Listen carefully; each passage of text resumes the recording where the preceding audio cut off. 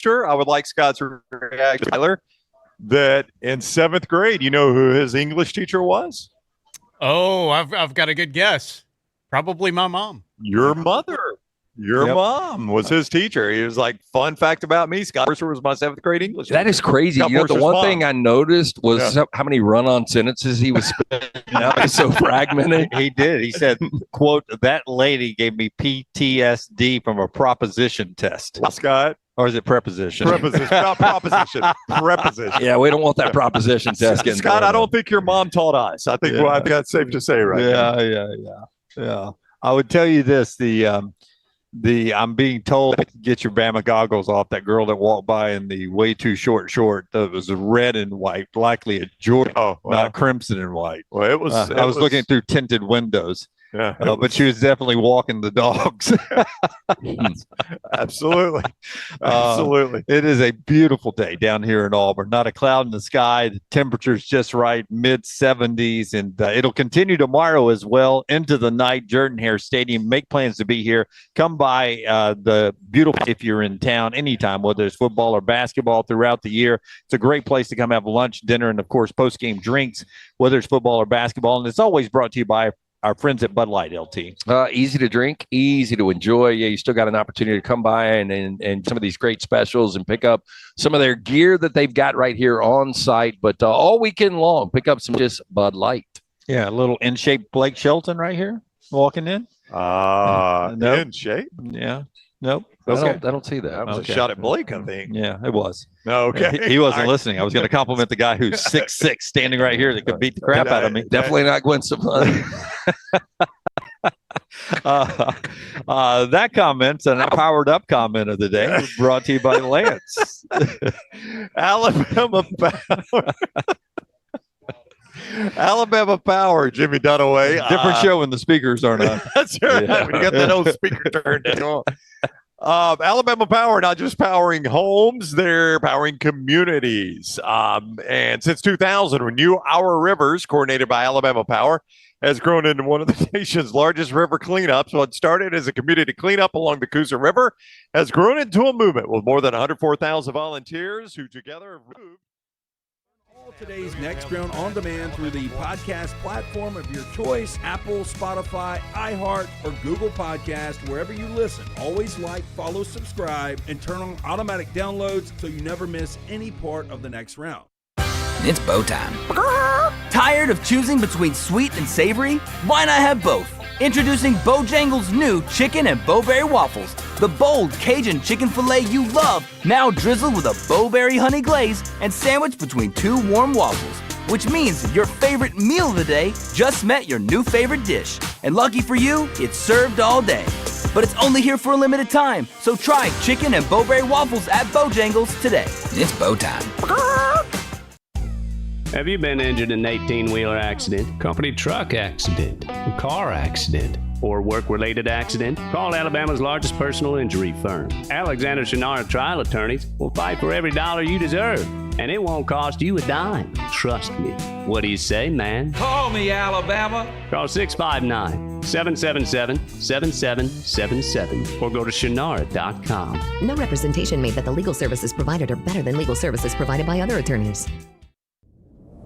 Jim Dunaway, Lance Taylor, Ryan Brown, live from the Birmingham Racecourse Casino Studios. The Next Round, presented by Bud Light, is on now. If you've been with us now for over 15 years together, you know the hardest part on this kind of Monday is all of us wanting to talk about everything at the same time in the first 5 minutes of the show, because there's 16 different things in college football and the NFL that we could build a 3-hour show around by itself. So we'll get to Alabama's big road win and Ty Simpson looking good. We'll get to James Franklin. We'll get to everything else going on. We'll get to great NFL Sunday, all that coming up in 3 hours. So sit back, pop a coffee, a wonderful Coke Zero, a Form energy drink, whatever you're drinking today. Go ahead and settle in. This will be a lot of fun. But we've got to start down at Auburn, where I was this weekend. And I backed it up by playing golf with my guys too, so I got to see heavy Auburn. Saw pregame, saw postgame, saw a little golf with that. There are some comments that are all true, and first off, I owe you guys an apology on the conversation we had last week about Hugh Freeze and the program. They were dominating that game. They were about to go up 17-0. Some people believe they should have been up 17-0, depending on the replay, how you feel about it. But then the second half, I just gave this stat. This was the talking point on the golf course. In the second half against Georgia, 0 points.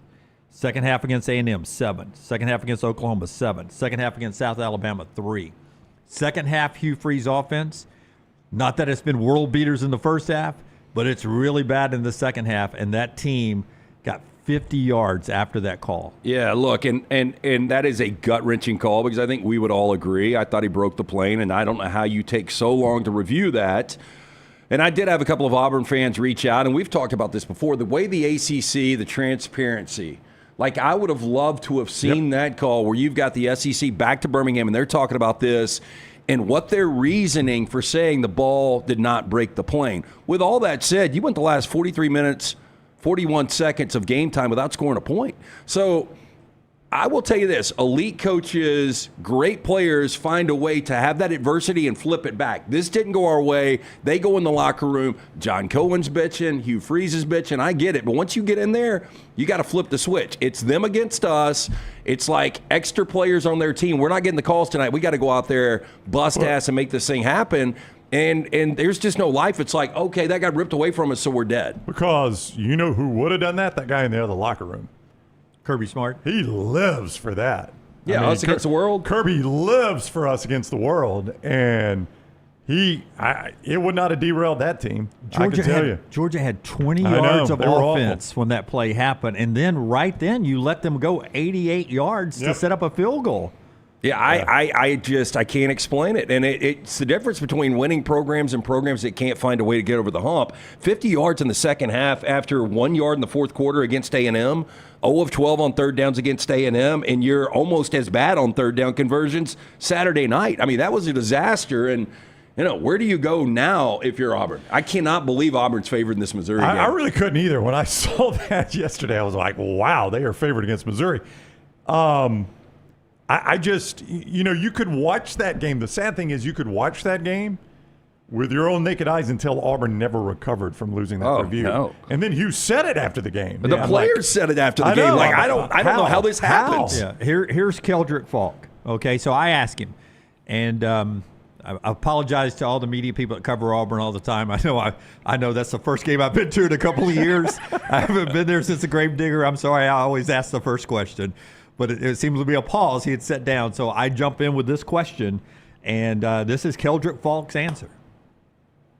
Can you discuss the emotions of the locker room as you go in after the no touchdown call? And do you feel like that was a hangover in the second half from that? Yeah, that was definitely devastating. Like we thought that, he definitely scored, but I feel like it did kind of carry over. I feel like everybody's heads weren't in the right space. But even with that, man, we still had plenty of chances to go out there and win. Even with the missed touchdown call, like we still had plenty of chances to go and win. So I feel like we can't use that as an excuse, like of how we didn't win. Yeah. But it's in their heads. Our head wasn't in the right spaces. That's coaching. I agree 100%. You got to be able to play. And look, and I don't know how many times I got to say it. I like Hugh Freeze a lot. I thought it was a home run hire. It's not working right now. He is 14-17 overall, 5-14 in the SEC. They have lost 10 of their last 12 conference games. That is unacceptable. And one play cannot define 60 minutes. It just can't. And I had Auburn plus 4.5. Gunnar Stockton, if he's a veteran quarterback, he goes down there at the end. Just fall down. I cannot believe he punched it. I mean, they knew Auburn wasn't going to be able to score 2 touchdowns. He didn't just not fall down. He freaking dove. I know. Like he had to give it all up. Did you guys think he was going to go down after? No, I thought he was going down. No, you could see him looking at that pylon. He was staring at the pylon. I mean, he knew, and they said it on the broadcast, like the game's officially over if he goes down. It's not officially over. Yeah, I mean, Auburn wasn't going to score 2 times. No. That's the thing you knew. Cut 2, Tyler. Let's hear from Hugh Freeze on the other side of this. After this is the coach and what he saw in the locker room. And after that, here's Hugh getting asked whether or not the team felt deflated after the fumble call as well. Well, I'll say this. I didn't feel it at half. I think I was more pissed off, and everybody was ticked off at half. But the second half didn't feel like it had the same energy. And this was another thing, what I mean by, like, us not really believing you're going to win the football game. And I could be wrong on that. But, no, I didn't feel any deflation at halftime. I mean, you're ticked off because you left points out there that you felt like your kids had gone and earned. But, some of the credit goes to Georgia for the second half, too. But I don't know. It didn't look like we played with the same physicality and energy, maybe. Yeah. Well, who's that on? It's on you. I know. It's 100% on the coach. Yeah, like you've got to be the vocal leader of this. Hey, pick it up. They're against us. There's a way, there's an angle to be able to sell your team on. You got completely dicked over on that call, and we all know 17-0. This game is over. Yeah, it is absolutely. I think over. Auburn wins the game if they get that touchdown. I don't disagree at all with you. I know people are going to point at Georgia scoring 20, but as you said, you can go back and look at that and say, I don't think they're going to get to 20. Yeah, it was 17-0. Georgia had 20 yards of offense. It was going to be a buck and change left, kick it off. Kirby may have taken a knee and gone into the locker room. Yeah, just regroup. I think he was going to. I really do, because I got a text from an Auburn fan before the game, hey, we're going to get crushed. And no, he said, this is going to be a 2-touchdown game. And I sent back, because I knew what he was talking about. Y'all aren't going to win by 2 touchdowns, but I think you guys will win the game. And then he texted me right before the fumble. And I was like, you guys get in. This game is absolutely over. I do think Kirby was going to take it to the locker room, try to regroup at 17-0. And I think at that point, I think the game's over. I really do. Back to the and oh, by the way, my chest was puffed up right there. I was standing on the sidelines. I thought he was in. I actually at that point had gone down to. I was going to get Kirby leaving the field 17-0. So I was standing down by their tunnel. I was going to get video of him leaving the field 17-0 at halftime. And I'm down there, and I'm thinking, well, this is about to be called a touchdown. Long review, and I'm watching the screen. It's touchdown. And I'm thinking to myself, 17-0. Everything I said Friday on the show. Auburn's going to win this game. They're going to get on a run here and be a playoff team. This team's about to spank Georgia here and get on a run. And then it didn't go their way. Beer bottles are flying around my head. Is Jimmy laying mine off this now? I'm sure Auburn fans are really excited. I want you to be able to get to your point, but the thing we talked about in the text thread was it's got to be a touchdown one way or the other. That is my point. Like, so this behind the scenes that the ACC does, which is fantastic, I can't imagine how big of a disaster that would have been for the SEC on that play because, first of all, it's ruled a fumble on the field. By the way, that's why they don't probably have transparency. 100% why they don't want this. They blew the whistle is what they said. That's what they said, but you couldn't hear it. Yeah. I'm going back and watch. And how you blow the whistle in that situation. Yeah. Because it's piled up. Somebody's progress is stopped. But, I mean, that was almost spontaneous. They didn't know where the ball was. They had no idea. Yeah, go back and look at it. Yeah. You've got the 2 line judges running in. They're digging in the pile. There's the referee. I don't know which one he is. I guess the back judge, the guy or the center judge, whatever. He almost gets run over by the Georgia player coming out, and he gets out of his way like, what's this kid doing? And the guy's running to the end zone. Like, he's not even paying attention. Yeah. Like, the refs had no clue where the ball was. And I know we haven't even gotten to maybe the most controversial call that the refs did. Yeah, we'll need to get commercials in before we do that. I know. Yeah.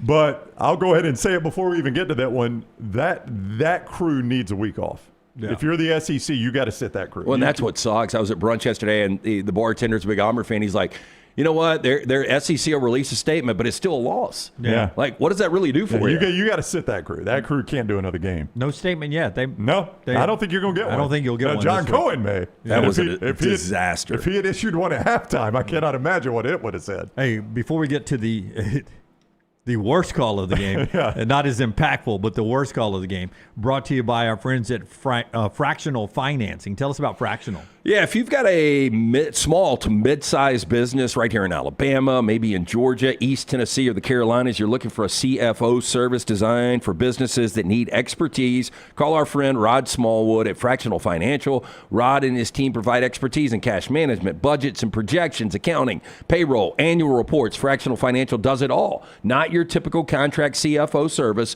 Fractional Financial works with clients face-to-face so they can make informed, data-driven decisions to get their businesses to the next level. Contact Rod and that great team today, 704-614-2083. Again, that number, 704-614-2083, or visit them at fractionalfinancial.net. Hey, it is Talladega week. I was watching the Sunday night game last night, Kansas City playing host to the Detroit Lions, and they did the promo for the race at Talladega this weekend. Can't wait. Yellowwood 500 weekend starts Friday. We got racing all through the weekend. Friday, Saturday, Sunday, Saturday night. You got Whiskey Myers is the concert in the infield there. And just amazing racing. You could be in the grandstand. You could be in the infield. You could be in the camping area. You can reserve your spot in the garage experience presented by Cool Ray. All at TalladegaSuperspeedway.com, TalladegaSuperspeedway.com, or 877-GO-TO-DEGA. It is the Yellowwood 500 weekend starting Friday at Talladega Superspeedway. See more, TalladegaSuperspeedway.com. My dad used to say when he was alive, Junior, there's book smart and there's street smart. And you don't have either. He used to follow that up. But God, I wish you had one, son. Did he really tell you didn't have either? Sometimes. But sometimes in sports, we need a little street smart. All right? So here's Kirby Smart's explanation of what happened. First off, at Auburn, most of their stadium is 2 big video boards. Right. That makes up, it feels like 50% of their stadium. I mean, they're big boards. And you can read his lips. Timeout, timeout, timeout. And he's doing this. Yeah, timeout, timeout. Running to the way you do it. Yeah. Running to the official closest to you. And then afterwards, he starts clapping. Right. But he's doing this. Street smart, Jim. Yeah, I mean, even the still shot, you see it is a timeout signal. There's nobody that thinks that's not timeout signal. Nobody. And you hear his explanation here. But street smart, if I'm the referee, I go, Kirby, do you want the timeout? No, I was going to argue about clamping. Okay, we can talk about that, but first I'm going to give you 5 yards for delay of game because you can't stop us to question a call or complain about something. Yeah, the shot clock ran out. Yeah, it's either one or the other. Here's Kirby explaining what went on, and they let him get away with this. Yeah, they're clapping. So I told them before the game, if these guys clap, it's a penalty. They can't clap because it will false snap. I've lost games on that before in the stadium. And I told them, I said, they clap. I'm going to tell you, I got somebody in the box watching every play. They were clapping. So I ran over to him and said, they're clapping. They're clapping. And he thought I called timeout. And so I wanted to make sure he understood it. Go lip read. Because I'm screaming, they're clapping, they're clapping. I didn't need a timeout because we were going to get it off before the shot clock. It was 2-1, and we were going to get it off before the play clock ended, and I didn't need a timeout. It was the fact that they were clapping. I wanted them to call it because it's a penalty.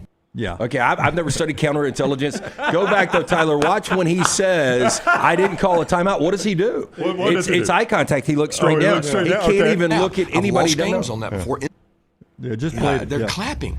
So I told them before the game, if these guys clap, it's a penalty. They can't clap because it will false snap. I've lost games on that before in the stadium. And I told them, I said, they clap. I'm going to tell you, I got somebody in the box watching every play. They were clapping. So I ran over to him and said, they're clapping. They're clapping. And he thought I called timeout. And so I wanted to make sure he understood it. I mean, he really. I'm going to take my visor off. You can tell. He walked off. And covers his eyes. I think, he's one of the few guys in this league that can intimidate officials. Yep. And I think his intimidation, I think that really played in his favor. But I can't believe how hard he sold that. Big talking point on the golf course yesterday was, of course Kirby's going to get all the calls because he works the officials. Hugh never works the officials, it was my Auburn friend's take. So bad that our athletic directors having to get out there and work the officials going to the locker room. Oh, he did. Oh, he did. I mean, boy, did he. Yeah. I was wanting the white hat to say, you can't argue balls and strikes, former baseball I coach. will run you. If you would have told me yesterday a major Power 4 coach was getting fired, I would have thought for sure it was Hugh Freeze. And some people can say, it's not his fault, it's the official's fault. But again, you hear the post game, you hear what the players are saying, you hear what even Hugh's saying. Everybody's head was out of the game after that one call. But it is those two games, Brandy. That's bad luck at Oklahoma and against Georgia. Those are two of the, I don't want to do a list like Keldrick Falk was doing post game when he was asked how does this rank as far as tough losses, and he goes definitely top 5, and he started thinking. And I thought to myself, wow, he's got. Definitely top 5 of one of my toughest losses here at Auburn. Right. That's a lot of losses. So, I don't know. Do we have Hugh explaining this? Did Scott give you that one? We don't have to have it because it's pretty simple. It was a very short answer. Hugh was asked about it. Scott said no. Okay. Hugh was asked about it, and probably because it's such a short answer. About the timeout? About the timeout. Hugh was asked about it, and he said, the referee told me they thought Kirby was calling a timeout, and he was not. Yeah. So the referee... When Hugh's like, what's going on here? They say, no. Kirby said he didn't want the timeout. So we got conflicting stories from the coaches. Kirby saying I wasn't calling a timeout, and then the refs telling Hugh, no, Kirby said he wasn't calling a timeout. If that subtle thing right there's 2 seconds on the clock, and they're setting up for a go-ahead winning field goal, and the officials don't give him a timeout, what does Kirby do? Oh, he goes crazy. Goes absolutely nuts. And by the way, back to street smarts, on the – We give you even if you accidentally make a waving motion on a kick, even if it's an accident, that's right. Doesn't matter. You're right there, man. It's a fair catch. Even if you messed up, it's a fair catch. If you accidentally do this trying to get your balance, we're going to give you a fair catch here because it looks almost like a fair catch. I'm sorry, Kirby. That looks enough like a timeout, even if you were clapping. And I'm almost convinced. I go back to 2013 that Auburn sold their souls to the devil on that run, where they should have won a national championship, and I don't know what happened. Like, he tried to collect on the sideline from Gus, after who scored the touchdown? Trey Mason. And then everything flipped, and from that moment, even in 2016 when Auburn was legit, Kerryon Johnson gets hurt in the biggest game of the season in the rematch against Georgia, and that was the difference in that game. So I don't know. It's like Auburn used to get a lot of these breaks. They don't. Even when we had Hugh Freeze on the show when we were talking about the Arkansas game when he was at Ole Miss, he's got some bad luck. He really does. I'll go back to it. You got to set this officiating crew. Even if Kirby, you either have to charge him a timeout or call a delay a game. Yeah. So even if Kirby's right, I didn't want a timeout, but I'm telling you they were clapping. That's right. Well, I'm sorry, the play clock ran out. That's right. You can argue that after the play. That's right. Do you want the timeout or the 5-yard penalty? Just let me know right now. Yeah, if you tell me you want the timeout, I'll grant you the timeout. Otherwise, it's going to be 5 yards and delay a game. What they did was the one thing they couldn't do was pretend it never happened. Yeah, just reset the clock and play the play again. Now, look, there is video. This is true. There is video of the Auburn safety clapping. There's no doubt he was. And Kirby did go on to argue that with the official that's closest to that player after he got out of the timeout. But you cannot watch that video and tell me Kirby wasn't running down the sidelines calling for a timeout. Yeah. Everybody in the world that watches that, unless they're these guys that paint their face and wear those spiked shoulder pads, they're the ones that are defending Kirby here. Everybody else that's got a brain looks at that and is like, of course the guy was calling a timeout. I'm not even thinking they're defending him, Brown. I think they're saying, man, look at what our coach got away with. That's what I'd be saying. Look at what our coach got away with. You don't think we run the SEC? Look at our guy. 20-10, Georgia beats Auburn. We'll get to Alabama coming up in our next segment. Germie Bernard with us today at 10 o'clock, the wide receiver, one of 8 different wide receivers and a center who caught passes this weekend for Alabama. And the left tackle ran a very crucial play again for Alabama. All that coming up at 9:30 and 10 Central on the show as we talk to Germie Bernard. But before we get to the firings yesterday, the show being brought to you by a couple of our great sponsors. One of them is Alexander Shannara Trial Attorneys. Yeah, Alexander Shannara is a Birmingham guy, Birmingham born and bred. And one thing Alexander wanted to do was build a firm that took care of everything his community faced. And you can see that when you go to Shannara.com, Shannara.com. If you are in need of an attorney for anything, Shannara.com, Shannara.com. They have recovered more than $2 billion for their clients. And they now not only handle personal injury claims, you're well aware of that, but also fire and storm damage claims, many other claims there. It might surprise you. Like you just think, well, it's not personal injury. No, go to Alexander Shinara right now. Shinara.com. Shinara.com. You don't pay a dime unless they win your case at Shinara.com. The James Franklin one in a second, but oh wait, I wanted to do storm restoration roofing first. Okay, please. Storm restoration roofing. Greg from Pell City. They bring you the show as well. This firing of coaching on this Monday brought to you by Greg from Pell City. He'll get on your roof and give you a free, no cost, no obligation roof inspection. Will help you make a decision whether you need a new roof, whether there are things up there you need fixed to keep water from entering your house that absolutely will destroy your home. Save right now by calling Greg from Pell City, 205-542-3531. Full roof replacements, roofing repairs, storm damage repair. He's got a builder's license. He can do it himself. He's got 10 kids, so he understands, being locally owned now for over 20 years, that he wants to keep the cost down. He works great with your insurance providers. He's got financing options and so much more. It's Greg from Pell City, 205-542-3531. Before James Franklin, UAB doesn't get talked about a lot on the show. They fired Trent Dilfer. I'll take you back, actually Forrester will, because I was on vacation. I think I was in the Arizona mountains. April 25th, 2023. Ryan Brown, Lance Taylor, Trent Dilfer sitting in my seat back then had this conversation, which looks really weird the day after he got fired at UAB.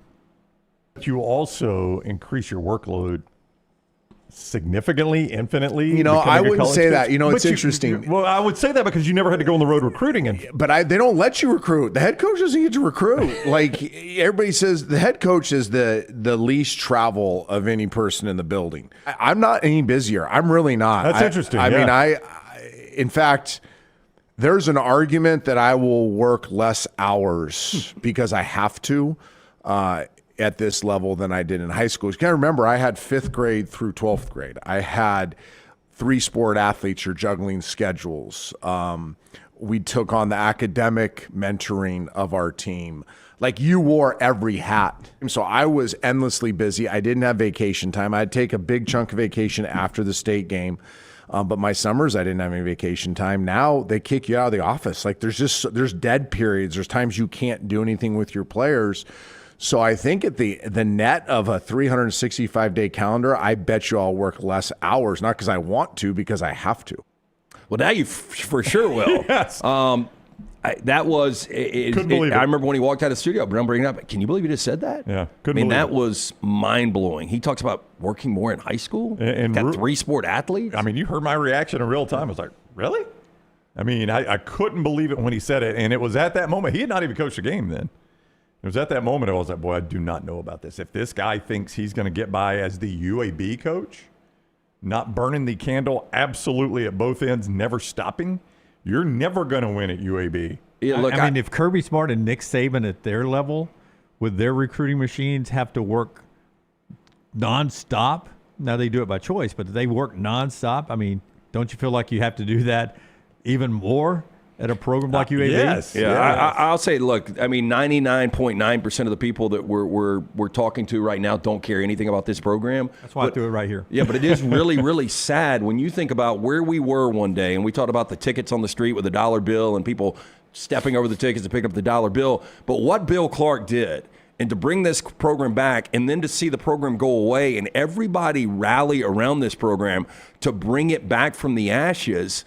Brian Vincent should have gotten the job. I think it's easy to say that now in retrospect. He went 7-6 in his 1 year. It was a very weird hire with Trent Dilfer. Never understood it. Oh, it was a gamble. It was a gamble. But where this program is right now, it's back to obviously pre-Bill Clark. I don't know how many people are going to line up to get this job. It's really a sad state it's in. I agree. I don't disagree with anything you just said right there. It was a huge gamble, Jim. You know, on the surface, you look at it and you're like, the guy had success on the high school level, but he was also coaching in a high school where you've got the best roster every night. It's a private high school where you can recruit, and you've got the best roster probably every night they played. And now you go to UAB where you might get the best roster 3 times a year. Maybe. Yeah. Maybe. Yeah, if your coach is working hard and recruiting. Well, that's the other part of it. Yeah, if you're really killing it, you might have the best roster 3 times a year. So, that in and of itself was going to be a huge change, going from the powerhouse to a team where you're an underdog a lot of the time. And it was a gamble by Mark Ingram, and it failed miserably. And I don't know where you go next. I really don't. I mean, I do want to say this. I really like Alex Mortensen. Alex is a guy that we've done some work with here. He is a great guy. His father, Chris, was really good to us, was a weekly guest with us for a long time. So I've always pulled for Alex. Really like him. Has been with Nick Saban a couple of times. For a very long time. Yeah. Spent a lot of time with Nick Saban.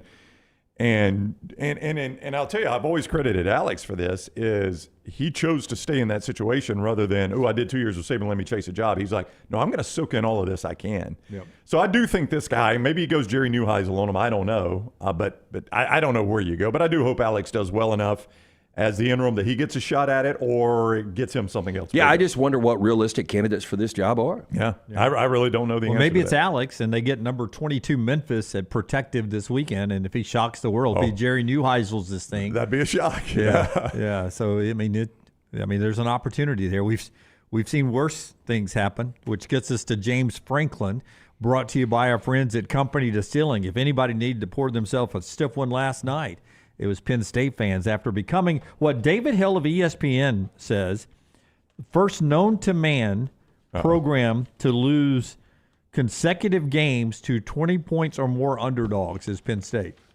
He says, I can't find it anywhere else, that somebody has lost back-to-back games as 20 point or more favorites to lose the games outright. I don't think it's ever happened. I can't. He says, I'm still looking. I can't wait to find get to this. Company Distilling, though, award-winning spirits are now available in ABC stores, not only across our great state of Alabama, but they are also Colorado, Florida, Georgia, Missouri, Oklahoma, South Carolina, Tennessee, Texas. They've got different variations. I've got the maple and the apple at home. Absolutely love this product. Jeff Arnett, the master distiller behind Company Distilling, was the former master distiller of Jack Daniels. Get into a local ABC store, ask for it by name. If they don't have it, tell them to get it on the shelf. For more information, CompanyDistilling.com/Alabama. That's CompanyDistilling.com/Alabama. So it happened. I mean, $45 million or whatever they end up deciding. 48. Yeah, whatever they end up settling for or working out behind closed doors. But that's a lot of money. And James Franklin 3 weeks in a row saying, hey, it's on me, man. It's on me. It's on me. Finally, they said, okay, it's on you, bro. I never thought this was in play. I mean, look, let's go back 3 weeks ago and before the Oregon game, so 3 weeks and change.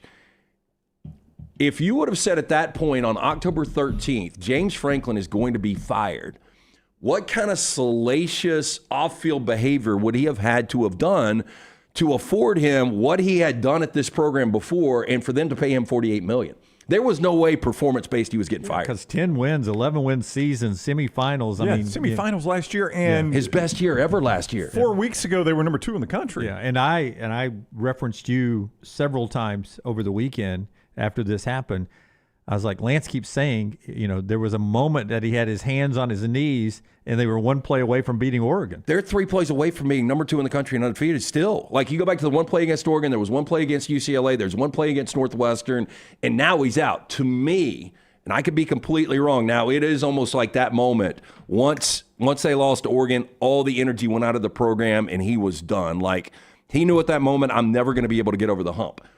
But it's almost like something happened internally. I don't know what's going on, but for him to get fired, it blows me away. You do wonder maybe if he went to them and was like, all right, what kind of settlement gets me out of here? I know y'all don't want to stroke $48 million, but I am miserable dealing.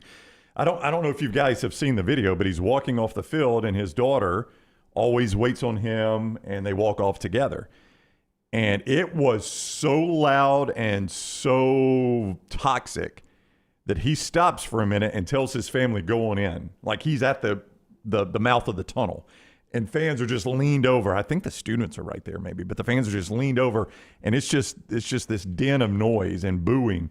And he tells his family to go on, and he stands and waits, and they walk on, and then he walks in the tunnel to take it. Knowing if anybody's going to throw anything or say anything worse, they're going to do it around me. So that's right. You don't go stand on. next I mean, to me. it was hard to watch, really, because he's standing there telling his family to go on, but the stuff you hear, and you can hear some, I mean, it was beyond the point of no return. Can I offer this up?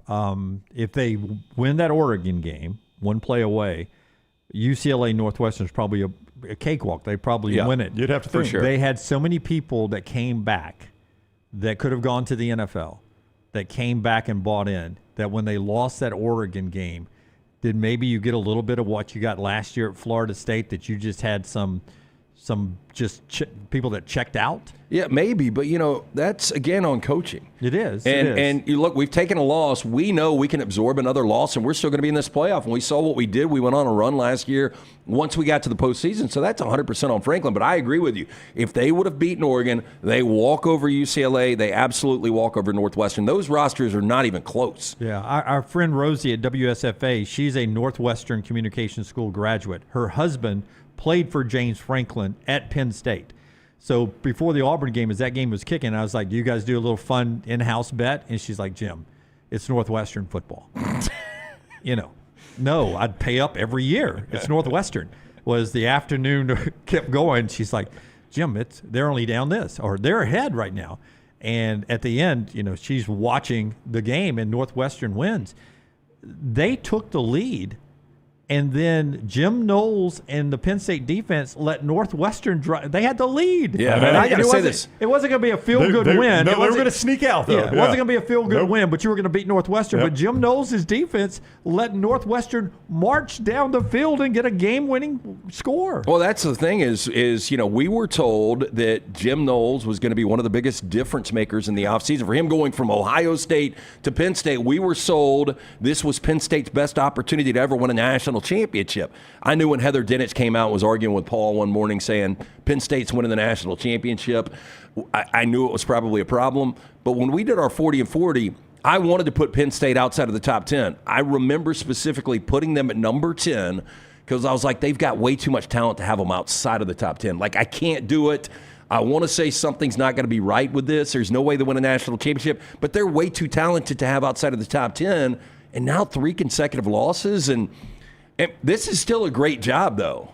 Like, oh, yeah. Yeah, like Yeah. I think people will line up for this job. And, somebody over the weekend was talking about Signetti going somewhere, and I said he's not going to leave Indiana. I think he would leave Indiana for Penn State. By the way, I'm not sure Penn State finishes with a winning record either. I mean, this is just this is going to be one of those historic falls that we will talk about for years.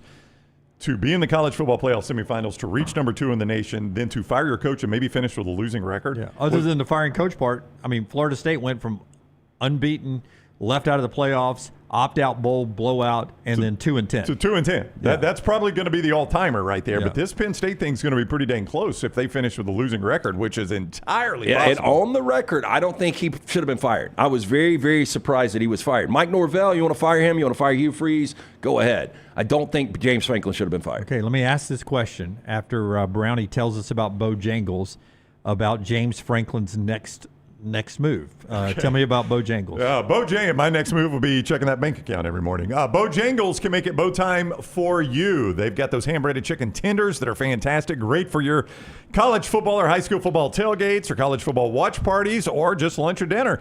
Get those hand-breaded chicken tenders and the great dipping sauces that go with them. And on your way to school or work in the morning, don't forget that pork chop griller. It is back for a limited time at Bojangles. You loved it. It loved you. You could be reunited right now at your local Bojangles with a pork chop griller or those great chicken tenders. Make it bow time. By the way, how crazy is it that you just got $49 million, and I just saw the graphic over here on First Take, and it's only the second largest payout ever. By a mile. Almost double. But, I I think now we're in a spot where we can't talk about these buyouts and just scoff and say, hey, look, man, they're not going to pay that. I think now when you look at Jimbo Fisher's, when you look at Penn State's, I think other boosters are going to say, hey, look, if you want us to continue to pour into this program, I don't care if the buyout's 30 or 40 million. He's not the guy. We've got to move forward here. But then at this point, you got to say to yourself, if you don't have enough NIL money to do what you want, then you're not serious about football. If Penn State can pay $49 million to get rid of James Franklin,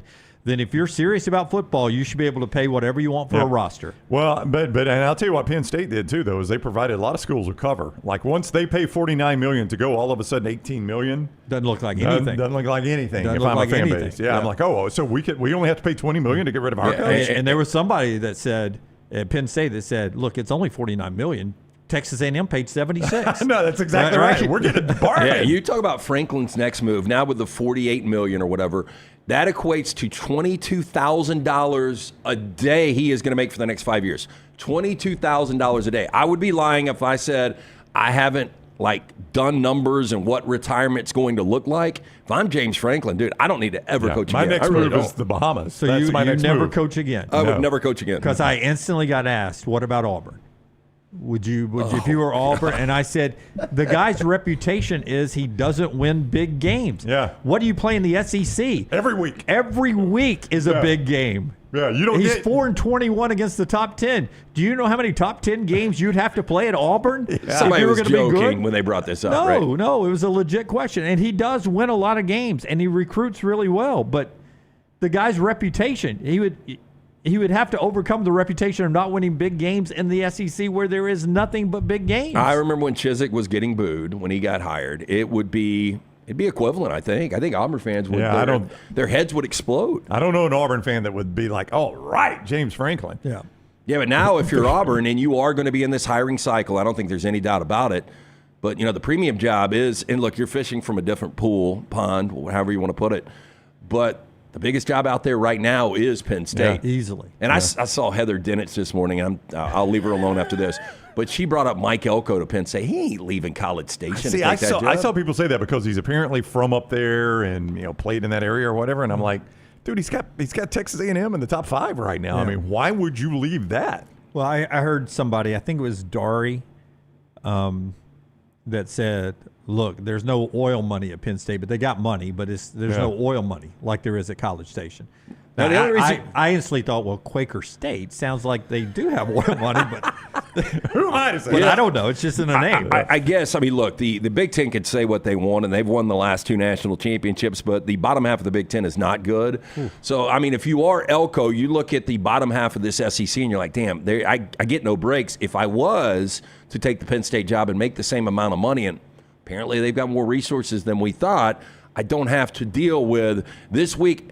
They've got to go to Fayetteville to take on Arkansas. Like, Arkansas, we did our power rankings. I don't know where you guys have Arkansas. Pretty low. But Arkansas would wear out Northwestern and UCLA in these teams. So there would be kind of a break on your schedule if you were to take that job, but I just don't think there's any way Elko would take that. Is that your stock report? No. Oh, Lance mentioned Arkansas was. Okay. Oh, you're drawing already? You got to get a head start on that Razorback. So late. Can we go commercial free today? Do we need to take any commercial breaks? I don't need. I'm pretty dehydrated from the weekend, so. I got to pee at some point. Okay. We got to take a quick commercial break so Brown can go to the bathroom. I'm the old guy. I've got presents coming up at what time are we going to do it, Brown? 11 We got a little unboxing at 11:30. Okay, 11:30 presents are coming. We got another segment to get to before we get to Germie Bernard, where we actually talk about a good team winning a football game on the road at Missouri. That's in our next segment. The show being brought to you by our friends at the Pan Store, where it's game day all the time at the Pan Store. Holidays coming up. They got free shipping everywhere. Panstore.com, panstore.com. Name brands for the polos, the hats, the quarter zips from Horn Legend, Cutter and Buck, Antigua and Gentile. Nothing says War Eagle and Roll Tide like the Pan Store. They got the free alterations and the gift wrapping, fall boots for the ladies, and so much more. Panstore.com, panstore.com. And of course, Brownie, our friends at Brakeline takes us to break. BrakeLineOptics.com. That's where you go ahead. We've been live yesterday. We'd have had to boom through these twice for coach firings with James Franklin and Trent Dilfer. But Brakeline Optics are good anytime. You can look great at the stadiums, out on the golf course, fishing, hunting, at the pool, at the beach, the river, at the lake. That's what these glasses are made for. They are durable. They withstand the elements that you encounter at those places because they are made to last. You can go, we've done this. We have beat these lenses into the asphalt with a mallet behind our building, and you cannot break them. I promise you that. Right now, you can save code TNR30, BrakeLineOptics.com, code TNR30. That's where we are with BrakeLineOptics.com to save 30%. So go right now and shop at BrakeLineOptics.com, code TNR30. Follow Scott Forrester on Twitter at ScottForresterTV. Have you been injured in an 18-wheeler accident, company truck accident, car accident, or work-related accident? Call Alabama's largest personal injury firm. Alexander Shinara Trial Attorneys will fight for every dollar you deserve, and it won't cost you a dime. trust me. What do you say, man? Call me, Alabama. Call 659-777-7777 or go to Shannara.com. No representation made that the legal services provided are better than legal services provided by other attorneys. This is what being a NASCAR fan is all about. Singular history and tradition. Thank you, everybody, for coming out. And triple-header playoffs action to ratchet up the stakes. Throw in a can't-miss concert, and you've got more than a race. You've got Talladega. NASCAR Playoffs Weekend at Talladega, October 17th through the 19th. Get your tickets now at TalladegaSuperspeedway.com. Ticketmaster, the official ticketing partner of NASCAR. What a matchup we've got, folks. Just nonstop action. The energy is electric and the fans are all in. An intense game like this calls for a Coca-Cola. Ah, crisp and refreshing. That's a game changer. Yeah, that taste scores every time. And just like that, they're back at it. Passionate fans and an ice-cold Coca-Cola. Now that's a winning combo. No matter the team, no matter the sport, everyone knows fan work is thirsty work. Enjoy a Coca-Cola. This hour of The Next Round is presented by the Birmingham Racecourse Casino, now featuring 7 days of giveaways with your chance to win a share of up to $125,000. The more you visit the Birmingham Racecourse Casino, the more chances you have to win. Stop by the New York Butcher Shop and pick up the finest in certified Angus prime beef steaks and burgers, premium pork chops, ribs, and all-natural chicken cut to order just for you. Their chef-prepared entrees and side dishes are the perfect dinner-to-go choice for your family and are ready to heat at home. With a great selection of fine wines and desserts, the New York Butcher Shop is your one-stop dinner shop. 2 locations to serve you, Cahaba Heights and on Highway 119 in Greystone. The New York Butcher Shop, rare quality, well-done service.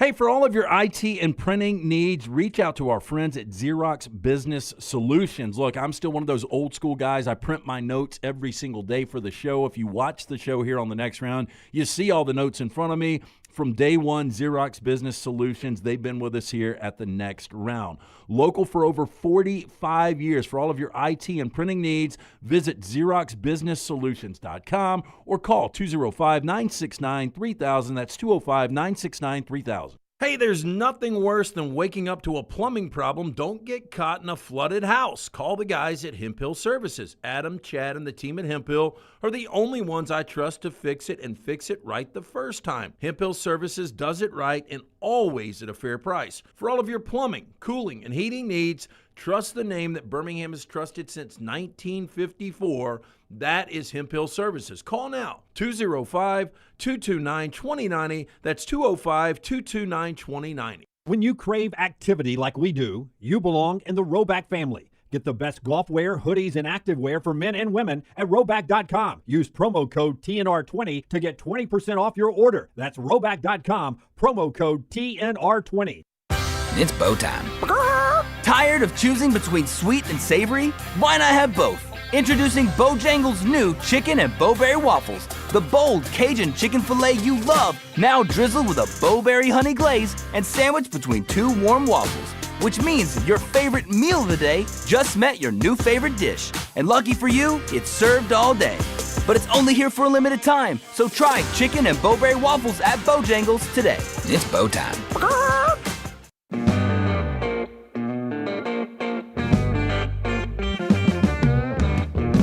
We're going to get to Alabama. Later on, we'll get back. LT's got a great thought on James Franklin. We'll get back to that later on. Germie Bernard at the top of the hour. Show being brought to you by a couple of great folks. One of them is our friends at Alabama Power. Before we talk about the Tide getting a power win at Missouri. They got plugged in up there in Missouri, did they not? Alabama Power wants to make sure that you know exactly what you're paying on your bills. So how often do you just look at your bill at Alabama Power and say, wait a minute, where do these charges come from? Why am I paying this? Why am I paying that? They're not trying to hide it from you. In fact, Alabama Power has great tools that will help you keep up with what you're paying every single month. You can see more at alabamapower.com. Alabamapower.com is the place to go. And make sure you stay connected with Alabama Power. You can find out things like why you use so much power at this point with your power usage tool. You can avoid surprises with easy tips to help you save. AlabamaPower.com/mypowerusage. And hey, Bama fans, it's time to enjoy the refreshing taste of that right there, the Coca-Cola Zero Sugar, because fan work is thirsty work. As we react to Alabama beating Missouri 27-24 on the road, let's start first with for Kalen DeBoer continuing to coach this team up. His decision right here to go for it on 4th and 8 to set up that last touchdown, which was a 4th down touchdown pass as well. Kalen DeBoer being aggressive and winning on the road. Yeah, just you're too far out for a field goal, obviously, and just I don't know. I just keep swinging. I just feel like if we keep swinging and they put me in a spot to put the pressure on me by converting some yards on 3rd down. When I see the fight and I see us get the ball, and I think was it Kevin on the check down, and then he knifing through. I can see us battling. I just there's a feel you have, and there's a belief you have, and a lot of it is on the body language and on the execution, and just feel when you got a quarterback with some guys around him that can go make plays. You got to let him play. We can't be reckless, and punt in that spot. It can gain you some yards. It can put them back, but also, we're going to play to win. We've done that quite a bit this season already, and want to continue to play to win. And you trust a quarterback who could throw an NFL throw between the numbers and the sidelines over a well-defended play, and then you trust the freshman receiver, Lasir Brooks, to make the catch, keep a foot in bounds, hold on to it all the way to the ground. That was a huge play in that football game, executed at both ends. Yeah, I thought the throw was absolutely beautiful. And then, for Brooks to get the feet in and to make that grab in that situation. And then the 4th and 2 to go to Daniel Hill. I know. A third team back, yeah. Yeah, look, it was a gutty win. And if you're Alabama, 3 or 4 years ago, you win by 3 in Columbia, or Como, as Tess continued to call it nonstop.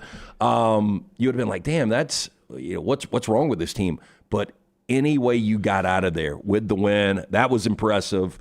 I think Missouri's a hell of a team. We'll see how they play on the road, but that was a huge win for Kalen DeBoer in Alabama. I do love his philosophy, though. DeBoer, it's so funny because he strikes you. We've been around the guy enough to know, he's kind of personally a conservative type guy. I would put he and Dan Lanning as polar opposites almost. Yeah. But in the game, that guy gambles, man. He is not afraid to let his team go for a 4th down, to throw on a 3rd down in a run situation. I think he is confident, though, with him and Grubb, what they've got dialed up, if it's 4th and whatever the situation is, as opposed to rolling Talty out there. And look, and I hate it for Talty. He drilled, a 46-yarder, but then he misses the other one. And I just think in some of these situations, you don't want to leave it. When you've got a quarterback playing at a level of Ty Simpson, you would rather leave it in the quarterback's hands than put it on Talty's leg. It feels like the 40-plus yard field goal is 50-50 at best. Yep. And since the Florida State game, Ty's completing 76%. I'm not a percentage guy, but that seems like it's a higher percentage giving it to Ty Simpson. And on top of that, a field goal leaves it on 6, and boy, you're one busted run away. Yeah, you're nervous at 6. Now you got it to 10, and you had a little breathing room. So that's right. Going for it in both situations, both on the 4th and 8 and then the 4th and goal, were probably the right calls, but not every coach makes that call. Here's Kalen DeBoer on just the play you're getting from Ty Simpson, who has now led his team to wins in 3 straight games over ranked opponents, 2 of those on the road. Here's KD on Ty. Yeah, just, he's got the ability. There's no question, right? And so just when he stays within himself, he can make amazing plays. And we just got to give him a little time when he does, and the guys run the right routes and they're in the right place. It's more about being at the right place at the right time. He's seeing the defense. It's us putting our scheme against what he sees in the pictures that they're showing, the coverages they're giving us.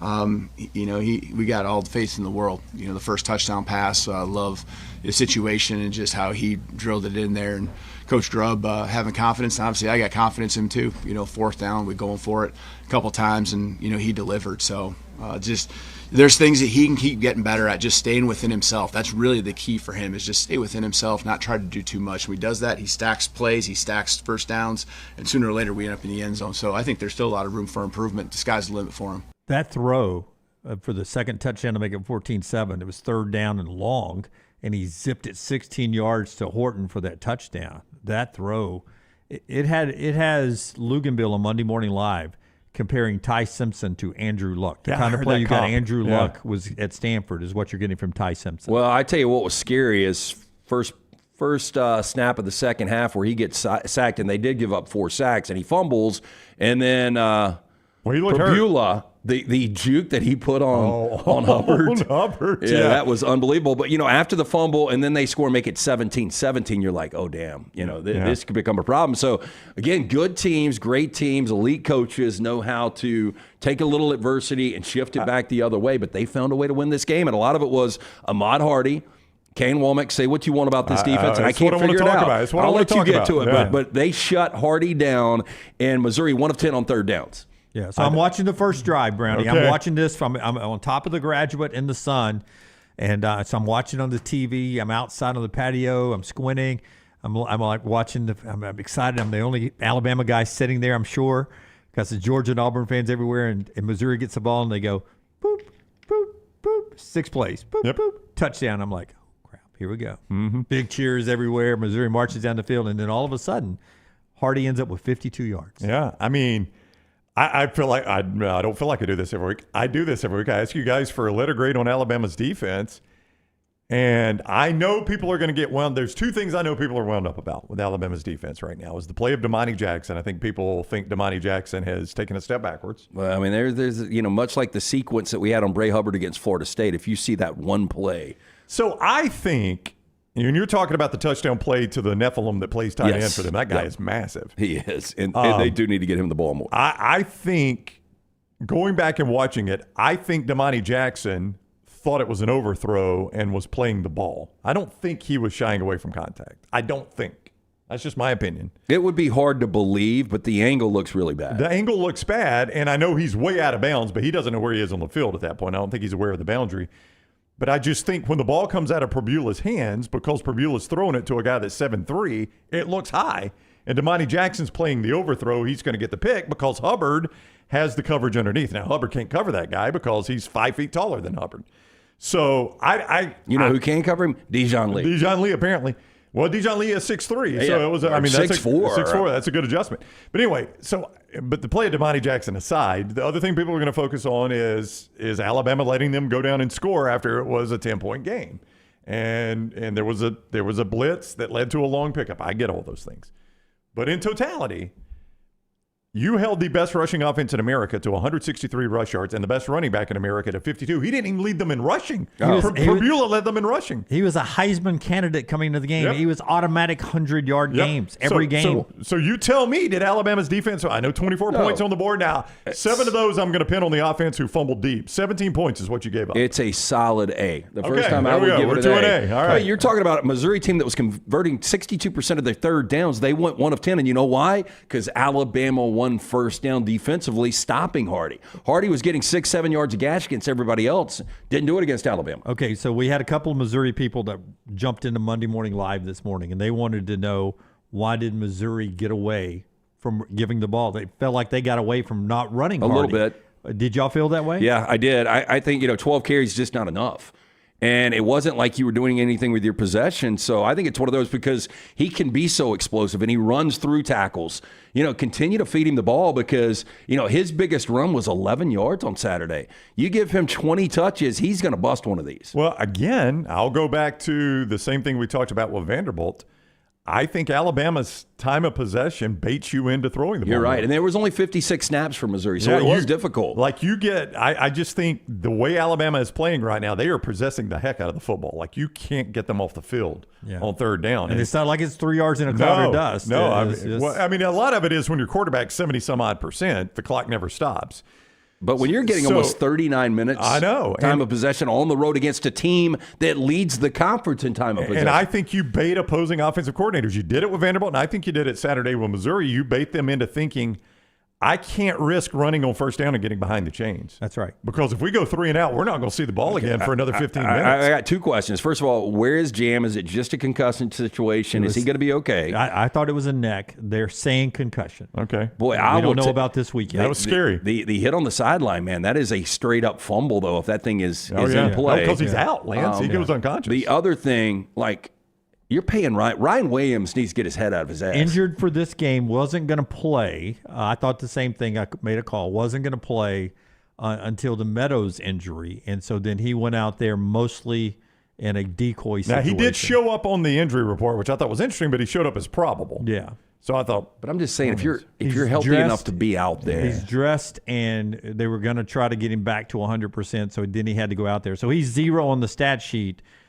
I mean, Parker Brailsford had more receptions. Yeah, that's right. Yeah, and that is a fun ESPN staff stat that Brailsford and Proctor each had 2 yards of offense, and Ryan Williams had 0. Yeah, I'm just saying you've spent a lot of money on this kid, and injuries you can't do a lot about. But if you are out there, you want a little production.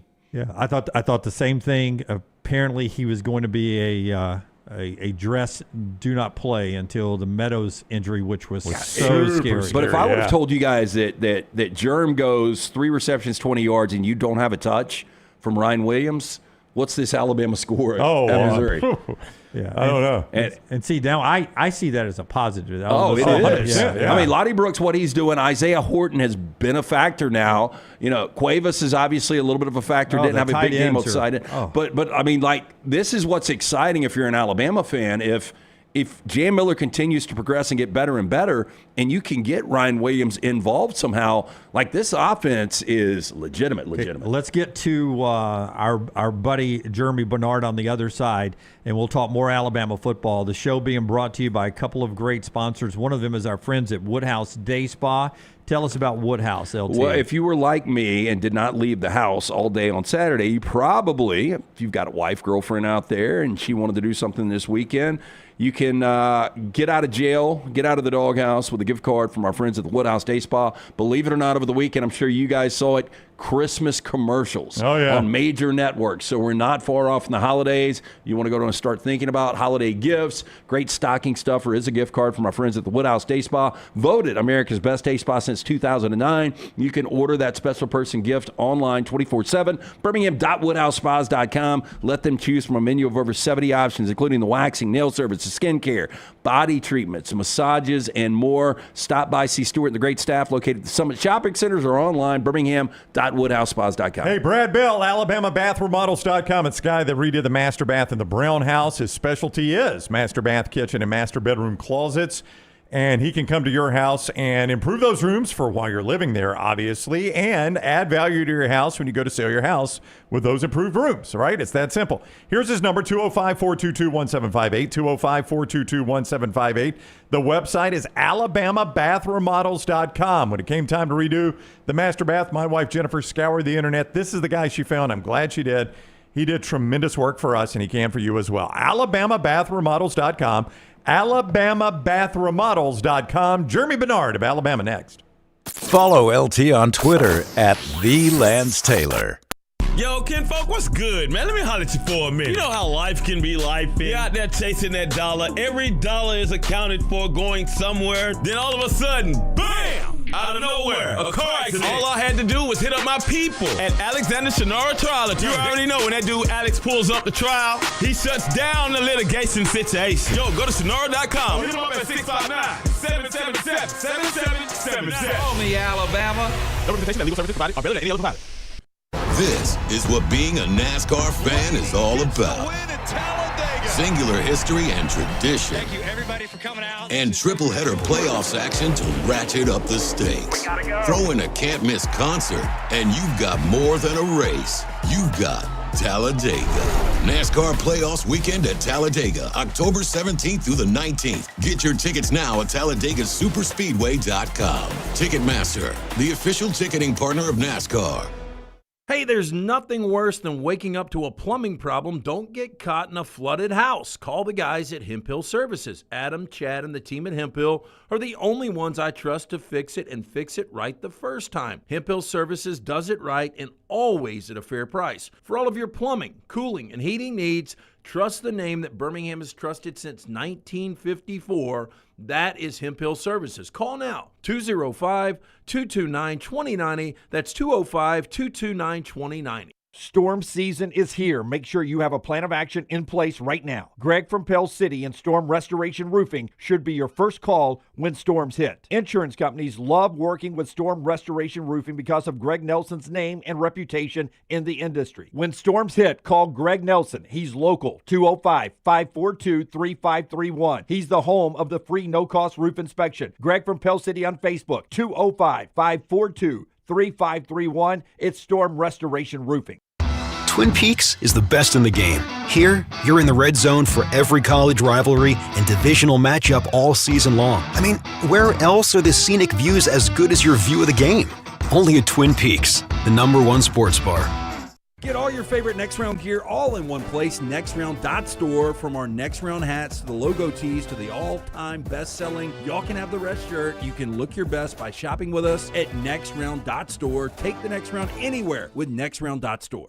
Remember the name Way to Wellness if you're battling weight loss in your life. I'm Jim Dunaway from the Next Round. There was a time I was over 216 pounds until Way to Wellness helped me lose 45 pounds, and now for over 2 years, they've helped me keep that weight off. Here's their website, aplanforme.com, aplanforme.com. That's a great name for a website because there's no cookie cutter plan. Everything is designed specifically for you. No contract, no sign-up fees, and your first consultation is free at Way to Wellness.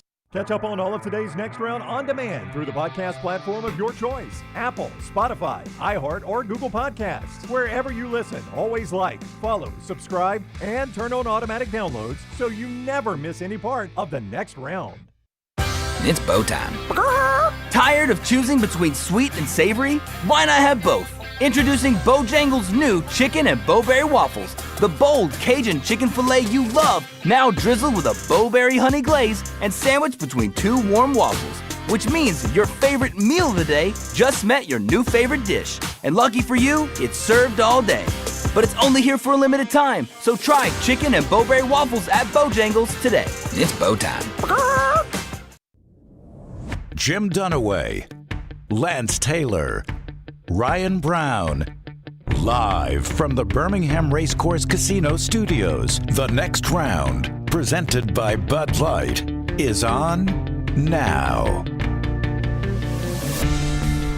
It will literally be a Tennessee Saturday night this week at Bryant-Denny Stadium. Saturday night in Tuscaloosa. Tennessee's in town. Rivalry game. Alabama coming off their third straight win against a ranked team on the road at Missouri this past week. This is not where I was going to start with Germie Bernard, but since you did that, I will ask him. First of all, welcome in, Germie. He is brought to you by Innisfree Irish Pub, which will be hopping on Saturday, and our friends at Forum Energy. Jim is drinking the Blueberry Blitz. I've got the Orange Fury. Lance has got the Grape Smash, so we've all got one here. Welcome in, Germ. How are you today? Good morning. I'm great, man. I'm great. Do you know the lyrics to Dixieland Delight? Have you been at Alabama long enough to learn those? I know some of it. I don't know all of it. Yeah. Do you know the alternate? I've lived here my whole life. I don't know it all either. I mumble through some of it. Are you kidding? I hit the high parts. Oh, my gosh. Yeah. It's a great song, Jeremy. It's a great song. You got to learn it. That's a fantastic song. Hey, so we know how I agree. We know how crazy the atmosphere will be Saturday night for Tennessee. But I do want to go back because Missouri had won 15 consecutive games, and we've been doing this a long time. And there was a time we used to laugh because of Missouri's end zones, and they showed the renderings of the renovations, and they looked great. But there was a time where there were rocks in the end zones, and they had fans laying on the rocks like lizards out there. So it didn't seem like it was a great home atmosphere. But how was the crowd on Saturday morning? Did it seem like a pretty juiced atmosphere? It wasn't, you know what I'm saying, the loudest we played in, obviously, because they're doing like renovations and stuff. But it would definitely get rowdy at times. Where it was a play where I couldn't hear Ty call the play in the huddle, so it was pretty rowdy. I knew it was gonna be rowdy when we were coming out to warm ups and stuff, and the crowd, the student section was booing us and everything. Okay, give me a grade on Parker Brailsford as a receiver now. Does he come into the receiver room now that he's caught one for 2 yards? And his catch and run after catch, what do you think of that? Hey, he's 2 for 2, so I mean he 100%. So I'll give him an A+. It's hard to beat 2 for 2. But then now you got a direct snap to Caden Proctor. I mean, this offense was crazy. This offense is wild, Jeremy. You're direct snapping to a massive left tackle now. It's hilarious. That's what I'm saying. When we have all the right players and all the right talent for Grubb's offense and the way he's gonna utilize everybody. I mean, it kind of reminds you of the Detroit Lions. Oh, yeah. I like that comparison. Yeah, actually, they got called for a penalty last night. They got a little too tricky on theirs. And so we talked about the throw from Ty to Lottie Brooks, big third down, and just perfect placement, and then the catch from the true freshman. I mean, when you're out there with Brooks, I'm sure he leans on you guys for, knowledge and still grooming his game. But, I mean, what is the ceiling for this kid? Man, I honestly think he has a lot more potential, within his game. But just seeing him come in and he just has God-given abilities, man, and he's a really great receiver for us. He makes a lot of plays for us. Obviously, you guys see the big plays he made for us down the stretch. But man, he brings a different dynamic to our room. Like he's a speedster. I mean, he's obviously not that tall, but he plays like he's big. You know what I'm saying? He go up, he gonna make the grab. He has really big hands. He knows how to separate, and there's just another guy that we needed a part of our room, and he's been really great for us. Your production is unquestioned. Have you seen the other defenses now try to scheme you out of the offense? Do you see the coverage on you changing as this season progresses, as you become more of a focal point for other defenses? I mean, not necessarily, because they still have to respect the fact that we have Isaiah Horton, we have Latair Brooks, we have Ryan Williams. We have a whole bunch of weapons within our room, so like they can't just focus on one person. It would be hard for them to focus on one person because all those other guys can make big plays. Germie Bernard is with us. He joins us each week courtesy of Innisfree Irish Pub, which will be popping on Saturday night. It's going to be a great place to go. Our friend Mick Gillespie is going to be doing his Friday afternoon show from there, but it's an Alabama tradition, Tuscaloosa's Game Day Sports Bar. There's a location here in Birmingham and Lakeview, but today, Innisfree Irish Pub, over 5,000 square feet of Irish food, drink, music, and a whole lot of atmosphere just north of the Strip in downtown Tuscaloosa. Also, Form Energy, available at energy drink retailers near you. FormEnergy.com. That's PHORM.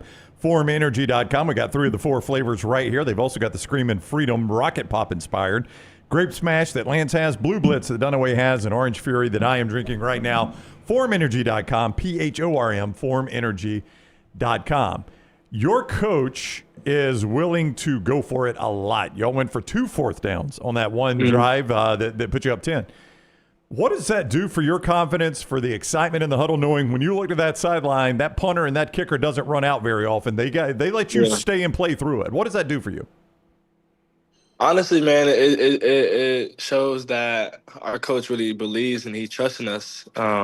He trusts that Grubb is going to call the right play, and he trusts that we're going to execute it the right way. And, that just goes throughout the week of, preparing and executing our game plan. And, I mean, he's obviously at practice, and he's watching, and he's seeing how plays are being executed. And, in those moments, he sees how hard we work, and, he trusts and believes in us to be able to get it done in those moments. And, it just – It means a lot for us as a whole offense, for your head coach to believe in you. It gives you a different level of, I'll say acceptance from the coach. It gives you a different level of, I'll say like fire, honestly. Like it brings fire, to my heart, knowing that Coach DeBoer believes that we're going to make those plays in crucial moments. Like, that's what you want a coach to believe in you. So Alabama, Missouri, never a big rivalry, but you know what's coming up this weekend, the 3rd weekend in October, Tennessee, Alabama. As a guy growing up watching college football, even when you were playing in the Pac-12, did you realize the magnitude of the Tennessee-Alabama rivalry? No, not really. I didn't. Could you feel it last year though? For sure. I felt it for sure. I ain't never played in a stadium like that. Like the environment was just literally insane. It was fun though. It was very fun, and I'm looking forward to them coming, to our house and playing under our lights, under our fans. So I know our fans are going to bring it as well. And I'm not joking here when I ask this question. With D Meadows, that scary moment on the field and stuff, as a close receiver room, do you guys and I know the medical staff at Alabama does a wonderful job of checking on athletes when they're injured. But do you personally, with your faith and everything, spend a little time with D Meadows as he works through that moment from that hit on the field to where he is on a Monday? Yeah. So I mean, on the field, I said a prayer for him, as he was, laying on the ground or whatever, and then, obviously you check on him, yesterday and today, just to make sure he's at the right spot mentally, and that's why we have to be so grateful for the game.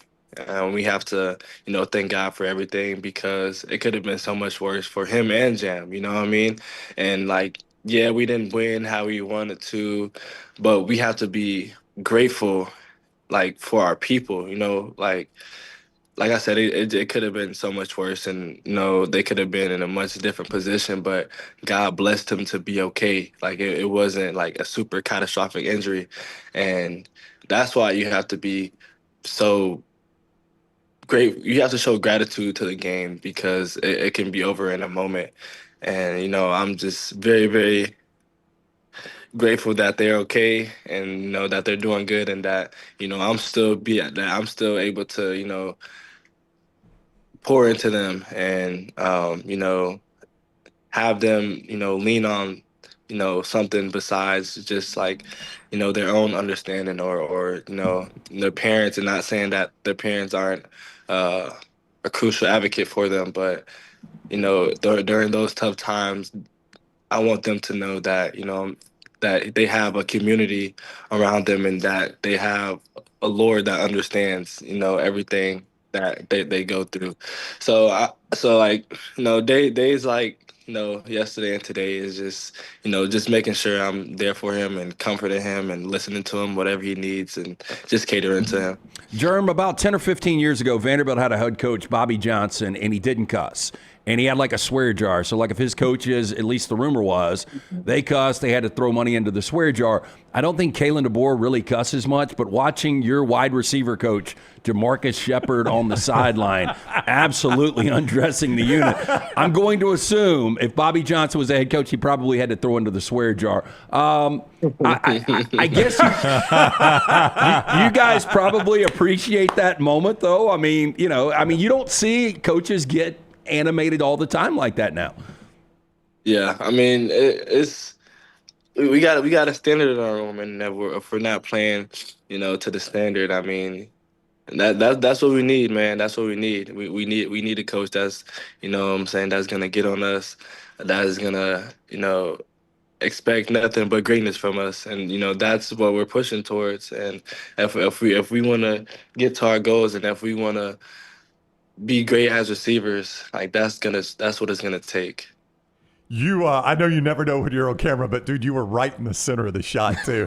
I mean, it was like you, Horton, and Jamarcus Shepard just undressing you guys. It was quite the shot there, and you were right in the center of it. I seen it. Jared's like, okay, all right. Okay. So Tennessee coming up this weekend, statistically, for whatever it's worth, they are by far the worst pass defense in the SEC. They're still winning games, but when you watch film of this Tennessee defense, what do you see? Do you see a lot of opportunities for you guys this coming Saturday night? Yeah, I mean, they like to play, man to man, and they want to bring the house. So yeah, I mean, it's a great opportunity for our offense. They give up a lot of yards, but that's because they trust and believe in their guys to get the job done. And, for us to have that opportunity to go against man-to-man is a field of dreams, man. That's what, receivers want, those one-on-one matchups. So it's just going to be up to us to go out there and make the plays. Did you see the smile when he said the phrase man-to-man? I like that. He is Alabama receiver Germie Bernard. Germ, thank you so much for the time. Good luck this week, and we'll see you next Monday. Yes, sir. Thank you, guys. All right, buddy. Take care. What you doing? Taking a picture of Germ. Germie Bernard on the Alexander Shinora Trial Attorneys Hotline. A couple of great sponsors bring you Jeremy each week with us. One of those, Form Energy Drink, the better choice for sustained energy and focus to go the extra mile, offering great flavors like Screamin' Freedom, Grape Smash, Blue Blitz, Orange Fury. It is a great, great way to just wake yourself up there. Natural flavors, high-quality ingredients, good hydration, great mental focus you get from drinking these. You can get Form Energy at your energy drink retailers near you or formenergy.com, PHORM, formenergy.com, and Innisfree Irish Pub. Oh, the Innisfree Irish Pub, as Brown said, is going to be just going nuts on Saturday. Friday night, if you get down there a little early, our friend Mick Gillespie will be doing his show Friday afternoon. We'll give you more information on that. But stop in. Not only the location here in Lakeview, go see my man Derek Purdy, but Nick Sneed, Tripp, all the guys at the location in Tuscaloosa. 5,000 square feet of Irish food, drink, music, and a whole lot of atmosphere just north of the Strip in downtown Tuscaloosa. I don't want to point out the obvious that I have been all on top of these Alabama games the last three straight. Boy, yeah. Alabama is going to wear Tennessee out. Okay, more on that in a second. Let's get to Four Downs, brought to you by our friends at Way to Wellness, your journey to healthy living. Weight loss plans for you, no cookie cutter plan. Everything is different. It's a planforme.com. Leslie and her board-certified team will take care of you at Way to Wellness. You got injection therapies, meal replacement. I eat these protein bars to keep from bad snacking. There's so many different ways than the ones I mentioned that they can help jumpstart your weight loss or maintain your weight loss. It's all right there at Way to Wellness. Again, no contracts, no sign-up fee, and that consultation is free. Planforme.com with all the details. Planforme.com. It's Way to Wellness, your journey to healthy living. First down. Worst SEC offense right now. I'm going to give you three options: Kentucky, South Carolina, or the Auburn Tigers. This was my fear for Lenora Sellers in South Carolina. I'm not saying they're the answer, but I just want to comment on this real quick. Was Mike Shula just has never had good college offenses, and it is showing up now. His numbers are down. They played that whole second half, it seemed, on their side or on the LSU side of the 50, like they were trying, and they could never score. It was crazy. I'm still going to say Kentucky, though. South Carolina's is not good. Auburn's is not good. Statistically, the three worst. Kentucky, 331 yards a game. Auburn, 331 yards a game. And then 310 yards a game for South Carolina. Yeah. It could be South Carolina. Kentucky's the answer. But at what point do you look at a different quarterback at Auburn? I think you're there. Yeah, you're there. Like, listen. And I thought Jackson Arnold was going to be really good, and it's not all his fault. It's not. But I think now that you've got three consecutive losses, if Deuce is the guy, let's see. We've got a year and a half. Jackson Arnold's not an SEC quarterback. It's what I feared. It's what I said in the offseason. I wanted to give the guy a chance, and I gave him a chance, but he's not an SEC quarterback, Jim. I think you got to move on. It may be Hugh Freeze's offense. I don't think that helps. Yeah. No, I'm with you 100%. I don't think he's – to his defense, all right, I just said Jackson Arnold is not an SEC quarterback. He's been in an offense that had no offensive line and 5 receivers and that were out all year basically at Oklahoma, and he was dead last in passing in the conference that year. He's 15th in passing in the conference this year only because Kentucky's still playing football. And he's playing in an offense that I just don't know that it suits him. He's got better weapons around him, but I just don't know how good a quarterback can be in this Hugh Freeze offense. I do think that's part of the problem, and Jackson Arnold is unfortunately going to be judged by playing in those two things. But he ain't getting it done. Man, it's just crazy. Hugh's offenses at Ole Miss, man, they were fun to watch. I know. Yeah. They're not anymore. That's over a decade ago. The game changes and no doubt. And this and that, and people catch up to one way. And I think there's a case Nick Saban was making a point on College Game Day, how you're starting to see, this was before Missouri ended up doing what they're doing. But what Michigan has done recently what Georgia has done, how some people are going back to the power run game between the hash marks because everybody has schemed and recruited their defenses to cover the spread, and it all becomes yin and yang. Now you got to have somebody who can step up and in a 4-3 or 3-4 and stop the run, and you end up changing the way you recruit and scheme defense, and then they go back to the old way, and now you don't have any big bodies in the middle to stop them. And that's where Saban kind of got stuck a little bit at Alabama, is because he had recruited a defense to beat LSU. That's right. And LSU was going to play what Alabama wanted to play in a phone booth, and hey, they could defend the heck out of that. Well, then along comes Gus Malzahn and Hugh Freeze, and you're like, well, dang, I can't have these big defensive linemen playing linebacker. No more Mal Cody anymore. Yeah, I got to have guys that can run sideline to sideline now, so you kind of had to change to keep up with the times. But the long answer, I'm still going to say Kentucky. Yeah, I'll say Kentucky.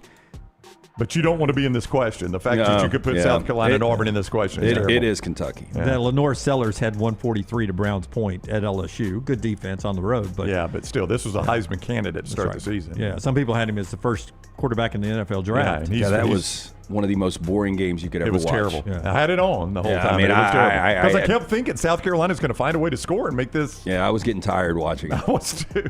Yeah. Second down. So I'm going to do 2 celebrity birthdays on second and third downs, and I'm going to come back to a fourth down question that I think is really, really fascinating. And I can't wait. And it might take a little deeper that we've got to go on this. But Paul Pierce is 48 years old today. Paul Simon is 84. Oof. Paul Pierce, Paul Simon. Oh, flip the numbers. 4-8. Yeah. What is that called? If it's 4-8 and then it's 8-4. Palindrome. Thank you. I knew there was, at least I knew there was a word for it. Yeah, that's right. You get points for that. Yeah. I mean, look, I've never liked Paul Simon's music, Me but either. I mean, he obviously, Simon and Garfunkel made a lot of money. He had a semi-successful acting career. Yeah, but I would go Paul Pierce. I think I'll go Paul Pierce. I don't like his individual, but I never loved Paul Pierce. But he did win one. But Paul Pierce is actually a better actor going out in the wheelchair, right? That's right. That was great acting. Boston Three Party, right? Yeah, He won a championship. Yeah, he got one. He and Garnett and Ray Allen. One of the bigger underachieving college basketball teams of all time, Kansas. In '97, Paul Pierce was part of that great starting five that ended up losing Sweet 16 in Birmingham. Yeah, I'm going to say Paul Simon, but I don't like it. Yeah, I think I'll go Paul Pierce here. Third down. Heavyweight question right here. Jerry Jones, 83 years old today. Jerry Rice, 63. Jerry Rice, Jerry Jones. Listen, career? Yeah.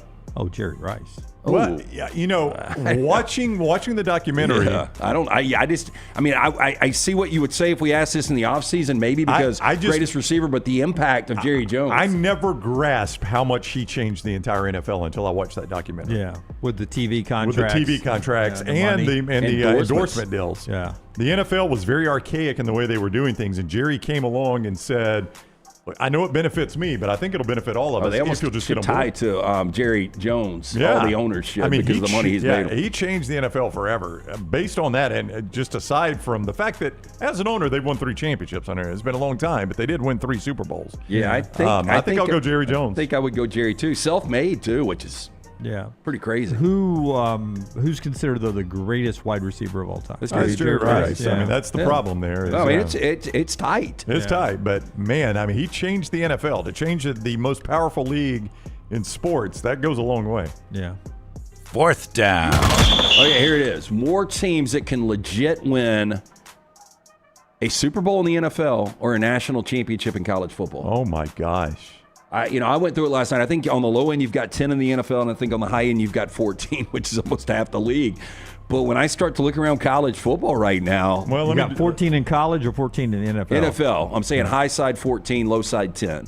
Okay. And you think how many in college? I don't know. Well, okay, Ohio State, Miami, Indiana. We'll talk more about that. They just wanted Oregon. I'd still put Oregon in there, even though they just lost A&M. A&M, Ole Miss, Alabama. Ole Miss. Ole Miss is out for me, but okay. They almost lost to Washington. It had nothing to do with that. I just don't think they can win it all. Georgia has not looked great, but they could still win it. Notre Dame's still alive. They got to beat USC this weekend. The championship. If USC beats Notre Dame, I'd put USC in there. Yeah, Texas. Nope. Arch still is just Oklahoma. I don't know, man. Boy, Mateer. Mateer he wasn't healthy. I know. National championships are down to 5 for me. 5? Yeah. There's no way. No, give me your 5. Yeah, please. Give me your 5, and I'll take the field, I think. Yeah. Alabama. Okay, I like them, yes. Ohio State, who, by the way, is just so they're robotic. everybody. We never talk about those are the that. two Now, obvious. I will say Illinois outgained them, but still. Miami, Yep. Indiana, Texas A&M. Those are the 5. I mean, I like your 5, but I think I would like to have some other options. Yeah, I think Indiana is incredible. Like that win, and I know we're going to get to it, but still to see them get to a playoff and win all these games. Ohio State, Alabama is the only reason I wouldn't play the field. Yeah. That would be my championship matchup. I mean, Ohio State is so good right now that we don't talk about them every Yes. week because they're so good. They just do everything they're supposed to do, and they play bad and win by 20 on the road in Champaign. I know they got outgained, but I thought for a moment, I was like, damn, are they going to pitch a shutout? But they're done playing ranked opponents, by the way. So don't think we're going to talk about Ohio State again because they don't play another ranked opponent the rest of the year. And that could ultimately be a factor once you get to the postseason. They sacked Altmaier 4 times. They forced 3 turnovers and just walked 34-16 on the road. That is 4 downs. I say they're done playing ranked opponents, assuming Michigan doesn't work their way back in. By the way, and I think this is the first time you could ever pose this question, though. Oh, yeah, I would agree. Yeah. I would agree. NFL seems to be wide open. The SEC is so fun. Alabama could lose, 3 more games because the SEC is so balanced. And to your point about the Missouri game, I was whistling leaving the Graduate, walking to the stadium after the Alabama win. Massive. Because I felt like, to me, it's like the NFL. I don't care what the score is anymore. Just to win. You know how much Just like to the win. NFL it is? I don't know if you saw Dan Wetzel's tweet yesterday. Average margin of victory? 3.5? Around the country? No, God, no. Average margin of victory is higher right now in the NFL than it is in the SEC. Okay. And it's like, I think it's 10.8 to 10.7. Yeah, That's your average margin of I victory. really don't think Alabama loses again. I thought that they would lose Saturday, but I said this. I thought they would lose Saturday and then they would win out and go 10-2. I think they're 11-1 now. I really do. I don't think they lose. But I mean, game. it's every SEC game. But to your point, the comfortable wins. I know you have thoughts you're going to do on Tennessee, but it seems like every week it's going to be like, except for Eastern Illinois, it's going to be like, all right, here we go. No, it's Here like we the go. NFL. Yeah, exactly. You're never I do comfortable. think they've got some comfortable wins coming up. Though. I really do. All right, so that is 4 downs. Show being brought to you by a couple of great sponsors. One of them is our friends at MyBookie, where Alabama opened at 8. I saw it 9.5 today, so trending. Get on it. Lance says not Get enough. on it. Boy, and you talking about spraying the board today. Get on MyBookie. it. Get on it. What was the name of that song? Get on it. Get on it. Hang on. It was an old song. Yeah, Sugar Hill Gang. That was it, yeah. Forget the name of the song. I do too. Yeah. I'm trying to say, what did they say before Get On It? Apache? Apache, that's it, yeah. Yeah. How do you know this? Tyler knows it was everything. in the Dodgeball movie with Vince Vaughn. Yeah. Get on it. Yeah. I was stunned that Auburn came out as a favorite on Missouri. I don't know about you guys. I know that's a night game at Jordan-Hare Stadium. It's just the night game SEC. Jordan-Hare Stadium. That's what it is. It's the SEC. Yeah. I mean, how is Missouri a road dog? I was Listen, impressed I by was just Missouri. there, and I'm always, I don't know why, but I'm always blown away when I go back there. Those fans are so good. To have so many losses. You gave the numbers earlier. I mean, they're 2-9. Their last 11 SEC games. A lot of those at home. And look, I think the fans will be there for a moment, but if you get another loss to Missouri, I think it becomes James Franklin. Yeah. Now I will say. They'll always show up. They may be booing Hugh or That's anything. what I'm saying. But they'll come up and they'll swag surf and the laser light show and all that. They will. They'll sing "God Bless America" before the national anthem, and I think to myself, "This is cool," and I can actually almost hit the notes. Maybe this should be our national anthem again. Oh no! I'm just saying it's such a good song, and everybody can hit the notes. And I'm thinking to myself, and the whole stadium is singing it. I'm like, this is amazing. And those fans deserve better football than they have to watch. The Missouri product is so much better than Auburn right now, though. All right, so Monday Night Football tonight. The Bills, a 3.5-point road favorite. If you listen to Orlovsky with us, presented by MyBookie, he says it's a trouble spot for the Bills. The Commanders, a 5.5-point home favorite. That's what you get tonight. And the NFL, as Jim mentioned, the Alabama Crimson Tide. A lot of people are surprised. Vanderbilt, by the way, a 2.5-point home favorite over LSU. The Alabama Crimson Tide, that number opened up, and it has just continued to grow as the Crimson Tide, now an 8-point favorite. Right there at mybookie.ag, code next round for that. And Missouri all the way down to just a 1-point favorite. It's flipped around, I should say. Missouri now a 1-point favorite at mybookie.ag. So it opened Auburn, flipped around to Missouri. We'll talk about all that the whole week, but you can play all those games. mybookie.ag, code next round. $500 bet back bonus. What is that? Go to mybookie.ag and find out. Code next round at mybookie.ag. Bet anything, anytime, anywhere. mybookie.ag. When you sign up, use code next round for that bet back bonus up to $500. And I am sure, based on the calls from the crew Saturday night and Jordan Hare, people are making the jokes about Michelson laser vision. 205-969-8100. I went and got the procedure done back in 2003. I was legally blind without the aid of contacts. I had the 2200 vision. After the procedure, took 12 minutes for both eyes. 2015 vision, better than 2020. 205-969-8100. Very important. Ask for Amy Toe, the next round, Cynthia. She's going to hook you up with a hassle-free consultation, 0 to lose, to find out if LASIK is right for you. Dr. Mark Michelson, Dr. Jen Michelson, best in the business, 205-969-8100 or michelsonlaservision.com. All right. First off tonight, we've got another Screen Unseen event at AMC. It is most likely a movie called The Mastermind. In 1970, Mooney and 2 cohorts wander into a museum in broad daylight and steal 4 paintings. When holding on to the art proves more difficult than stealing them, Mooney is relegated to a life on the run. We always think about the heist plan, like getting the art, but you never think, that's a famous piece. I've got to unload that to somebody without getting caught. Exactly. And still get a reasonable amount of money for it. So, a lot of loose stones, cash. I understand it. I've never understood the big price points like art. Yeah. Gonna be hard to sneak that thing around, too. It's pretty big. Yeah, very difficult. There's also another movie called American Animals about a group of college students that stole from the Rare Books Room in Transylvania University in Kentucky. And same deal there. They try to run off with Charles Darwin manuscript as well as some art, and they got to go to these art dealers and be like, yes, we are professional art collectors. Would you like to buy this? And it doesn't work. Do you know that you work with a former play-by-play person of Transylvania basketball? I did not. That's right. You did play-by-play for Transylvania? Yes, the Pioneers. All right, that's cool. Transy, as I called it. Different meaning now. Yeah. Next up on Max, we have a new release. It's a show called The Chair Company.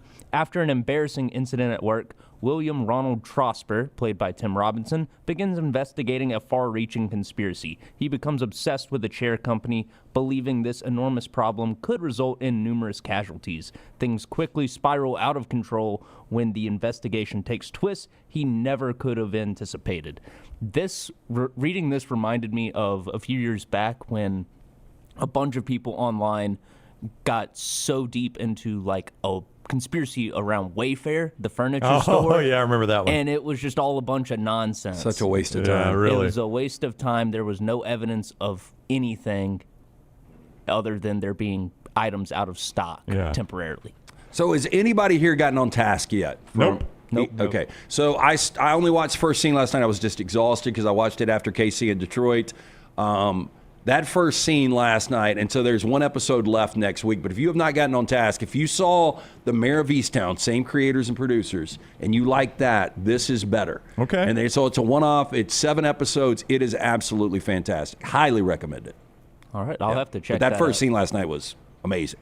And then finally today on the viewing menu, Max has added The Substance to its catalog. Very so good. if you haven't seen that yet, go check it out.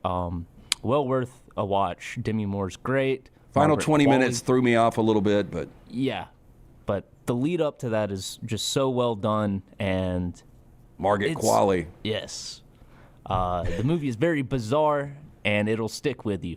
So. Yes, very, very good. All right. That is what Tyler is watching. Show brought to you by our friends at Culver's. That's right. Welcome to Delicious with Culver's. Not only a great place for those great butter burgers. I love that Culver's Deluxe, by the way. And those great sides with the cheese curds, those perfect crispy crinkle-cut fries you get right there. But also, right now, for a limited time, that concrete mixer, they have got a mini flight of cereal-inspired concretes. You can get the Cinnamon Toast Crunch. You can get the Lucky Charms and the Cocoa Puffs right there for a limited time at your local Culver's. But go by and get that butter burger as well. It is fantastic. Culver's, welcome to Delicious. And our friends at Urology Centers of Alabama, staying on top of your health, guys. Go do it. 205-930-0920. 16 great locations around the great state of Alabama for over 70 years, giving you the best urological care. And they've got such great urologists there to take care of you, and they handle everything from prostate health to kidney stones, everything in between. Get all the details you need. 205-930-0920, UrologyCentersAlabama.com. Follow Brownie on Twitter and Instagram at Ryan Brown Live. Yo, kinfolk, what's good, man? Let me holler at you for a minute. You know how life can be life. You're out there chasing that dollar. Every dollar is accounted for going somewhere. Then all of a sudden, bam! Out of nowhere, a car accident. All I had to do was hit up my people at Alexander Shannara Trial Attorney. You already know when that dude Alex pulls up the trial, he shuts down the litigation situation. Yo, go to Shannara.com. Hit him up at 659-777-7777. Call me, Alabama. No representation that legal services provided are better than any other provider. This is what being a NASCAR fan is all about. Singular history and tradition. Thank you, everybody, for coming out. And triple header playoffs action to ratchet up the stakes. Throw in a can't miss concert, and you've got more than a race. You've got Talladega. NASCAR Playoffs Weekend at Talladega, October 17th through the 19th. Get your tickets now at TalladegaSuperspeedway.com. Ticketmaster, the official ticketing partner of NASCAR. Hey, there's nothing worse than waking up to a plumbing problem. Don't get caught in a flooded house. Call the guys at Hemp Hill Services. Adam, Chad, and the team at Hemp Hill are the only ones I trust to fix it and fix it right the first time. Hemp Hill Services does it right and always at a fair price. For all of your plumbing, cooling, and heating needs, trust the name that Birmingham has trusted since 1954.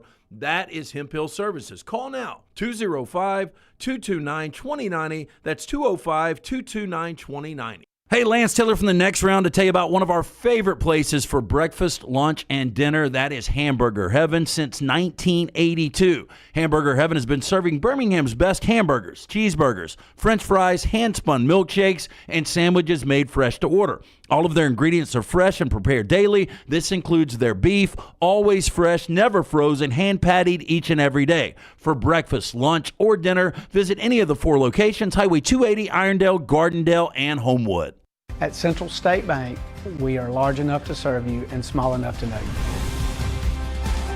Manage your money with ease, whether it's mobile banking, hassle-free checking, competitive loans, business solutions, or personalized financial advice. We're your hometown bank with big-time service. Visit us today and experience banking made simple, because at Central State Bank, you come first.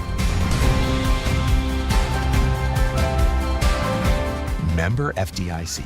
Hey, let me tell you about our friends at Urology Centers of Alabama. Compassionate and comprehensive urological care with 35 physicians, 17 locations across Alabama. Their patient-centered approach to all of your urological needs. Remember, they've got that new men's health center. It is beautiful, helping men with a wide range of sensitive male issues in a comfortable environment. You can always go online, visit UrologyCentersAlabama.com, schedule an appointment with one of their many urologists today. Never miss anything from the Next Round when you listen on demand through the podcast platform of your choice. Apple, Spotify, iHeart, or Google Podcasts. Wherever you listen, always like, follow, subscribe, and turn on automatic downloads so you catch every part of the Next Round. Listen anywhere in the world at any time on the Next Round podcast feed and support the show by following, subscribing, and turning on automatic downloads on any podcast platform. Thanks for always making the Next Round a big part of your day. It's bow time. Tired of choosing between sweet and savory? Why not have both? Introducing Bojangles' new chicken and bowberry waffles. The bold Cajun chicken filet you love, now drizzled with a bowberry honey glaze and sandwiched between 2 warm waffles. Which means your favorite meal of the day just met your new favorite dish. And lucky for you, it's served all day. But it's only here for a limited time, so try chicken and bowberry waffles at Bojangles today. It's bow time.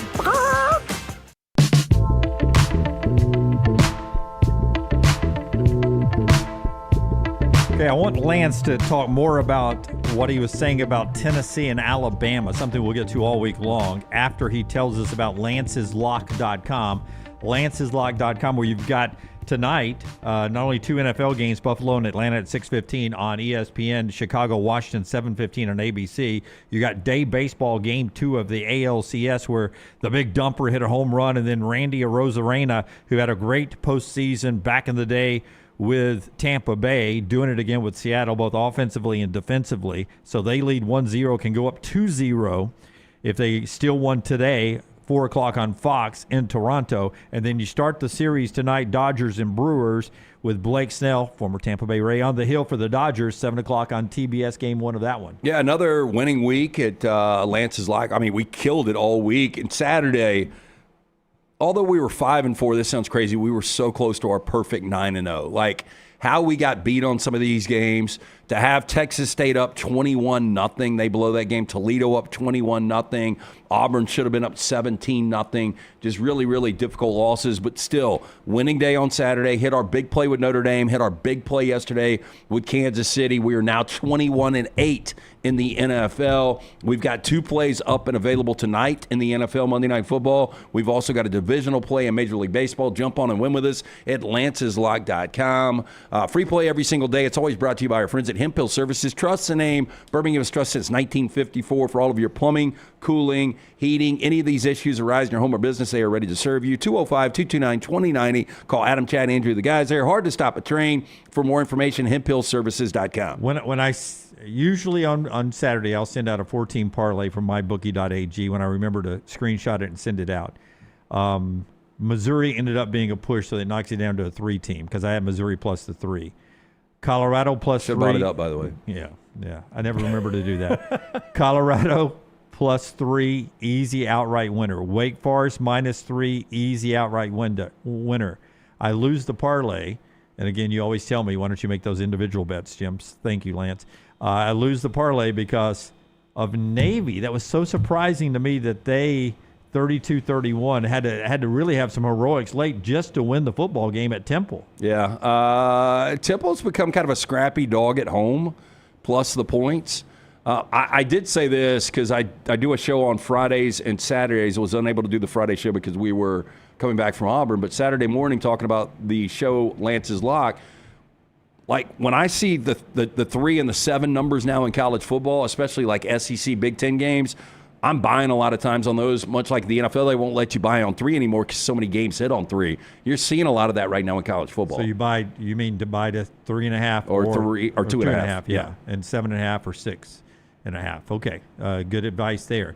Okay, his thoughts on the Tennessee, Alabama, his feel for that, and a lot more college football after Brownie tells us about our friends at NASCAR. Yeah, 877-GO-TO-DAGA, TalladegaSuperspeedway.com. That's where you can reserve your spot in the grandstand, the infield, the camping area, the Saturday night Whiskey Myers concert, the garage experience presented by Cool Ray for the Yellowwood 500 weekend. Coming up this weekend, TalladegaSuperspeedway.com. The racing starts Friday, goes all the way through the weekend, capping off with the NASCAR playoff race, the Yellowwood 500, right there at the Talladega Superspeedway. 877-GO-TO-DAGA, TalladegaSuperspeedway.com. Tennessee beats Arkansas 34-31. They're 5-1, 2-1 in the SEC. Their only loss is when they scored 41 in a 44-41 loss to Georgia in overtime where they missed a kick. So they should be unbeaten. But they're not that good. I mean, they're good, but they're not like 11th nationally. Can they win a national championship? Absolutely not. Aguilar, pretty good. The system makes him better. Deshaun Bishop is kind of what makes the train go, but he leaves the Arkansas game and he didn't come back. So, I don't know what his status is moving forward, but this game under the lights in Bryant-Denny, they survived in Starkville, a game they shouldn't have won. They survived last week against Arkansas just because really clock ran out on them. I just think that this is a Tennessee pass defense that gives up massive plays. 127 in the nation, Lance. Yeah. 127. Alabama will feast on this. The number is not high enough. I think Alabama wins this game by 3 touchdowns.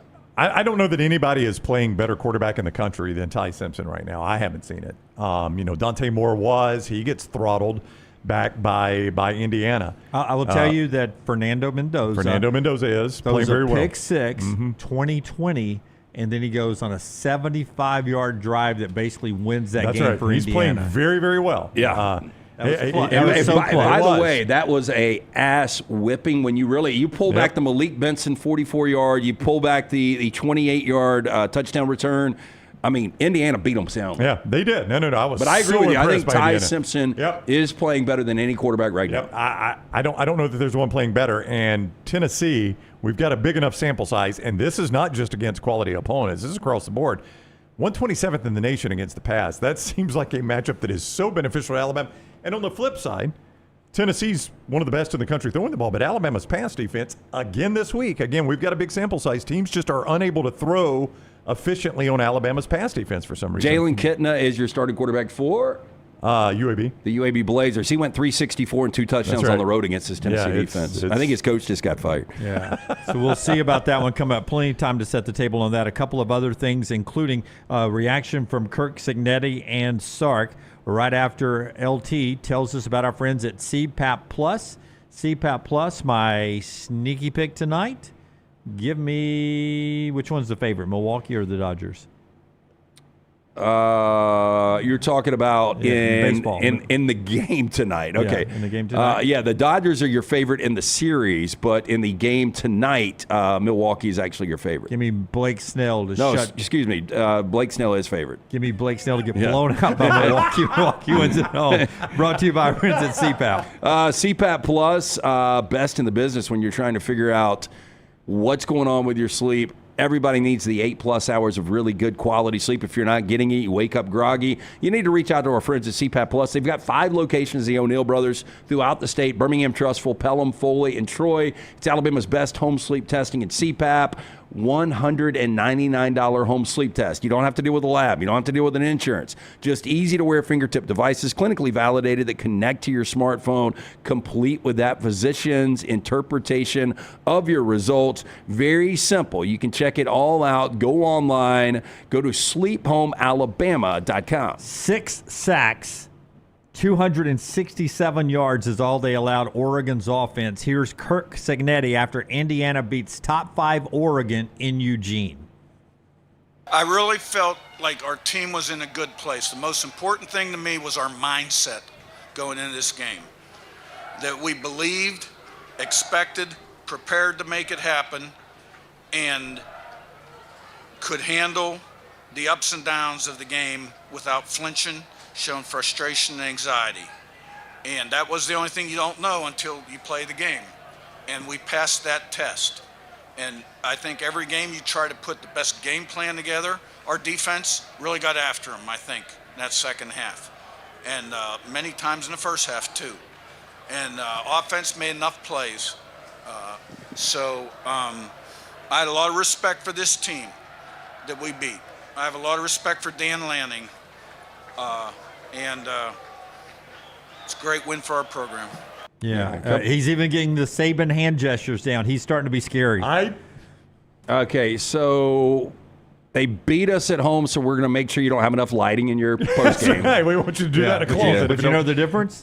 James Franklin would have called it junior varsity. Yep. He's out of a job today. This guy's this guy though, and this guy at some point will turn down Penn State. He is very dry. He's very strange, but he can coach. And I don't know if you saw the Jenny Dell multiple interviews going to half after the game. Very, very strange guy. But this team is legitimate. They're so much better than they were last year, winning 11 games. I was shocked they were more physical than Oregon. Oh, they were more physical than Oregon. Yeah, Hemby's first touchdown completely ran over that middle linebacker. Name escapes me. Very good player. But, I mean, this team, the point of attack. And then Mendoza, he's an interesting kid in himself, but, man, he can play. And this is just a team now I think they believe.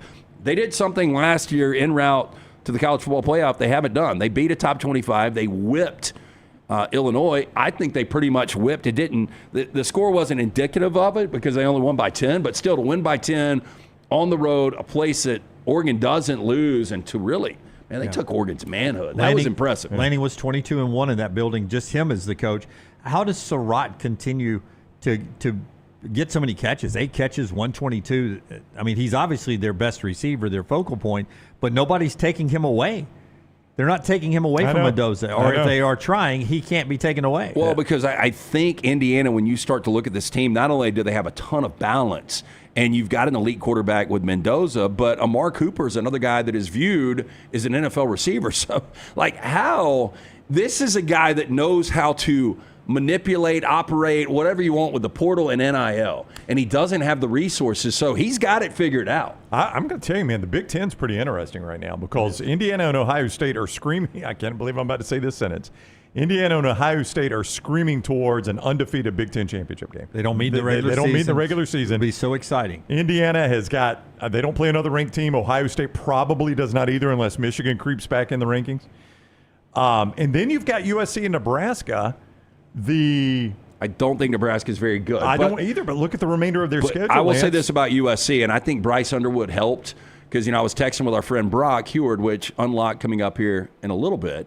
But I was texting with Brock about Bryce Underwood, and he reminds me of Anthony Richardson and the fact that he is just a specimen. But it's like he guides all his throws, and he's so raw right now. And Michigan is so one-dimensional. But with all that said, USC played their best 60 minutes of defense under Lincoln Riley and DeAnton Lynn in year 2. I think it's starting to show.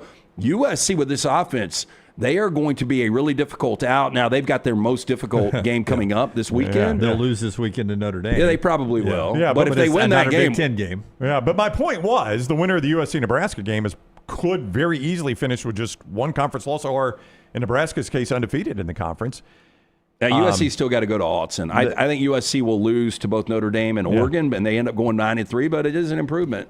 Joel Klatt at the top of the hour. Tyler, will you cue up Cut 17? We'll get back into the SEC, what we saw at Red River, after Brownie tells us about Central State Bank. Yeah, that is the bank that is big enough to meet every single need of yours, but also small enough to know you. Central State Bank is who I am talking about. It is rooted in community. For more than 100 years, they have built trust by staying true to what matters. Personal service, local decisions, lasting relationships. Large enough to serve you, small enough to know you, driven by relationships. Central State Bank, member FDIC. Texas beats Oklahoma 23-6. Arch Manning was better than John Mateer. Here's Sark on Arch Manning. Listen, the stat line is 166, a touchdown, no interception, but he did what he had to do and made some big, tough, off-platform throws to help the Longhorns beat the Sooners. We're going to find ways to win, whatever it takes to win. And today, we needed him to convert third downs, and we got him more manageable third downs. But then there were some tough ones he had to convert. But that's a team effort. We don't, I think so much is made about Arch. It's like when we don't win, it's his fault, okay? But when we do win, everybody praise Arch. We're the team, and Arch will be the first one to tell you that. He's an awesome teammate. He works hard. He wants everybody else to do well around him because that's what the teams do. That you win as a team, you lose as a team, and I think that's we're becoming more and more of a team that way with the right type of grit that you have to have in the SEC. Well, they cleaned up a lot of stuff. Like, if you look at this, they only had 4 penalties and no turnovers. And it's amazing how they were able to flip it. And, I had a bunch of people on Friday, Saturday, why do you like Texas in this game? And I said, I don't know, but their defense is going to win this game. And with the 5 sacks and forcing the 3 picks, and you tell me, look, Texas got an elite defense, but Mateer was not 100%. There was no way. They forced him back. And you throw in a special team's punt return touchdown, which I always put on the defensive side. I don't know why. It's a non-offensive touchdown. But Mateer, was that a mistake? I don't know. I thought that through the whole game as he's throwing 3 picks. I'm like, is Hawkins this bad? I mean, if Hawkins is in there turning it over, then you're going to lose either way. But at least if Hawkins isn't turning it over and you're able to end a drive with a punt and get your defense back out on the field, that's better than those picks. Yeah, I don't think Hawkins was going to win this game. My fear for Mateer, though, did you rush him back? Is he not 100%?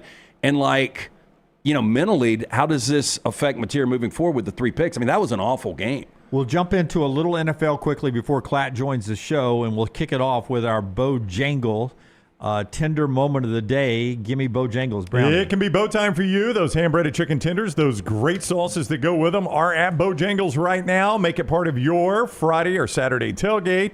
Make it your Saturday watch party for college football at Bojangles. Lunch and dinner as well. Those great Bojangles chicken tenders. Those 7 dipping sauces, everything from sweet to heat. At Bojangles, make it bow time. Okay, so let me paint a scenario for you. Huge Buccaneer fan, so big that I'm playing golf during the game, and in my golf cart I've got an iPad up, and I've got the Buccaneers on the iPad. And how did you play golf during that game yesterday? Such an exciting game, crucial moment in the game, and Baker Mayfield doesn't do check down. He throws it over the top. Tez Johnson, for his first career touchdown, splits defenders. Baker doesn't take the easy money, throws it deep for an unbelievable touchdown catch. I scream on the golf course with my back to the tee box right as my buddy's in a backswing. I'm like, yes! And my buddy Philip duck hooks one off the tee box. I had to let him re-tee. Here's Tez Johnson after his first touchdown on what was going on in his head at his stadium. I'll tell you a funny story. This is crazy. When I score and I hit MVP chant, I'm thinking they talking about me. So I asked Shep. I'm like, Shep, they was chanting MVP? And he was like, yeah. I was like, I ain't do nothing this year. And then he was like, they talking about Baker, Tez. And I was like, well, that explains it. But he is the MVP. The one he got the first down on, he said he blacked out. But, I mean, that's just Baker.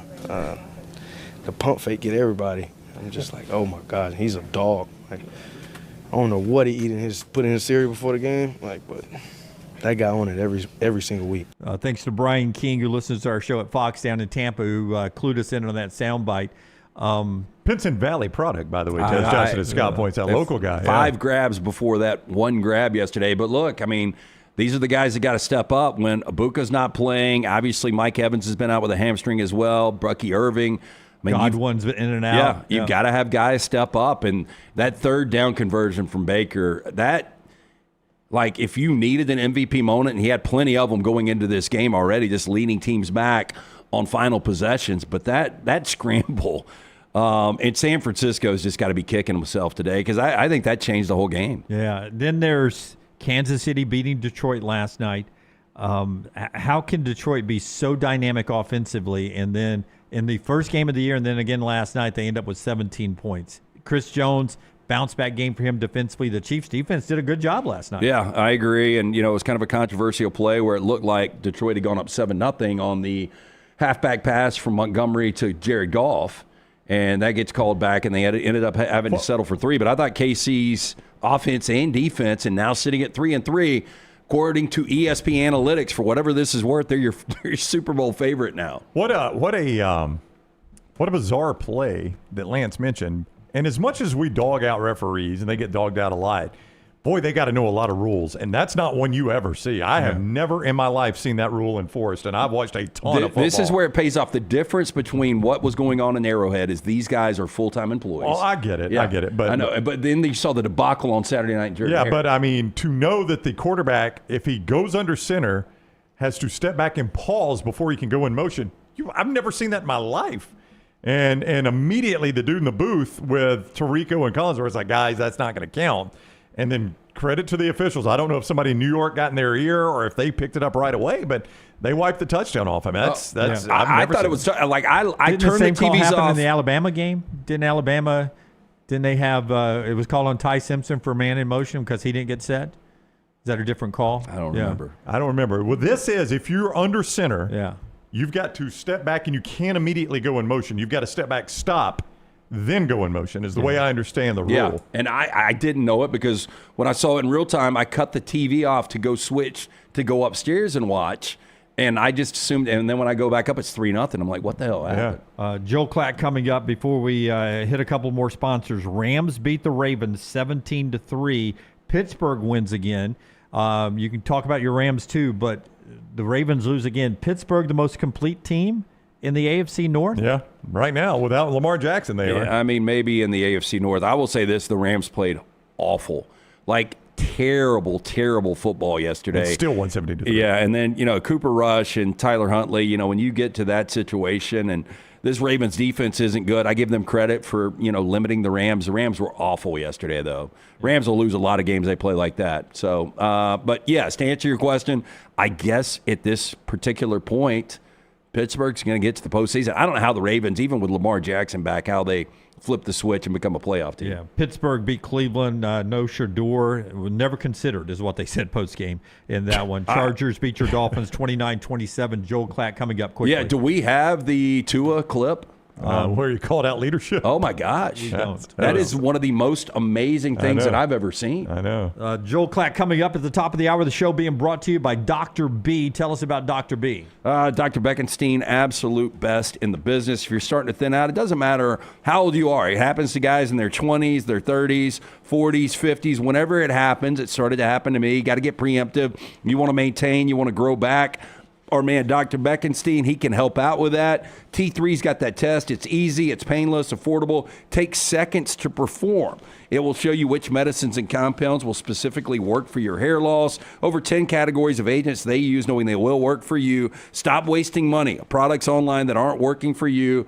Go see Dr. B and that great staff. Find out what will work. 205-319-0316 or t3hair.net. I-65, exit 304 in Coleman, 334 in Decatur is where you find our guys at Johnston RV Center, johnstonrvcenter.com.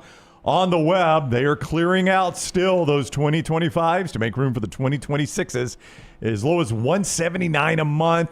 The fifth wheels at $589 a month. All this with approved credit. They have got something that is in everyone's price range there at Johnston RV Center. With approved credit, you can get out and see America. An RV warranty forever. Make sure you're covered lifetime on anything that is new or qualifying pre-owned. Johnston RV Center, I-65 exit 304 in Coleman, 334 in Decatur, johnstonrvcenter.com. Everything Next Round is on demand now in the podcast section at nextroundlive.com. Honey, a while back, life knocked me flat on my behind. I was hit by an 18-wheeler, and Lord of mercy, it left me hurting. Now, I heard through the grapevine that Alexander Shannara had recovered big money for some people. You been hurt? Can't work? Don't sit there suffering. Call my people at Alexander Shannara Trial Attorneys. Ain't gonna cost you a dime, so pick up the phone and dial 659-777-7777 or go to Shannara.com, because when I called, Alexander Shannara answered. Call me, Alabama. No representation made that the legal services provided are better than legal services provided by other attorneys. This is what being a NASCAR fan is all about.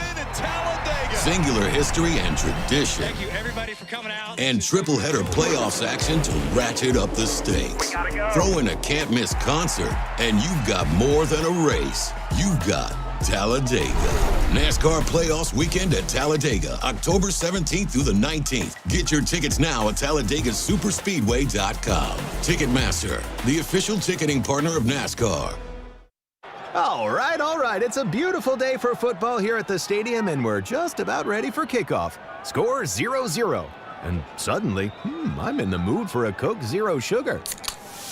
Real Coke taste, zero sugar. Now that's a winning combo. Yeah, crisp, refreshing. That hits the spot. When it comes to great taste, Coke Zero Sugar's always on the scoreboard. Coke Zero Sugar. Real Coke taste, zero sugar. This hour of the Next Round is presented by the Birmingham Racecourse Casino, now featuring 7 days of giveaways with your chance to win a share of up to $125,000. The more you visit the Birmingham Racecourse Casino, the more chances you have to win. Stop by the New York Butcher Shop and pick up the finest in certified Angus prime beef steaks and burgers, premium pork chops, ribs, and all-natural chicken cut to order just for you. Their chef-prepared entrees and side dishes are the perfect dinner-to-go choice for your family and are ready to heat at home. With a great selection of fine wines and desserts, the New York Butcher Shop is your one-stop dinner shop. 2 locations to serve you, Cahaba Heights and on Highway 119 in Greystone. The New York Butcher Shop. Rare quality, well-done service.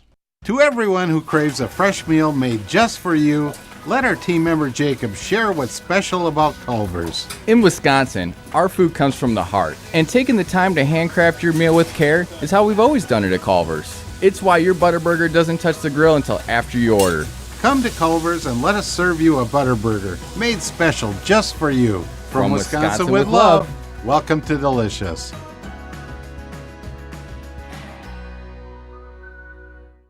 Hey, there's nothing worse than waking up to a plumbing problem. Don't get caught in a flooded house. Call the guys at Hemp Hill Services. Adam, Chad, and the team at Hemp Hill are the only ones I trust to fix it and fix it right the first time. Hemp Hill Services does it right and always at a fair price. For all of your plumbing, cooling, and heating needs, Trust the name that Birmingham has trusted since 1954.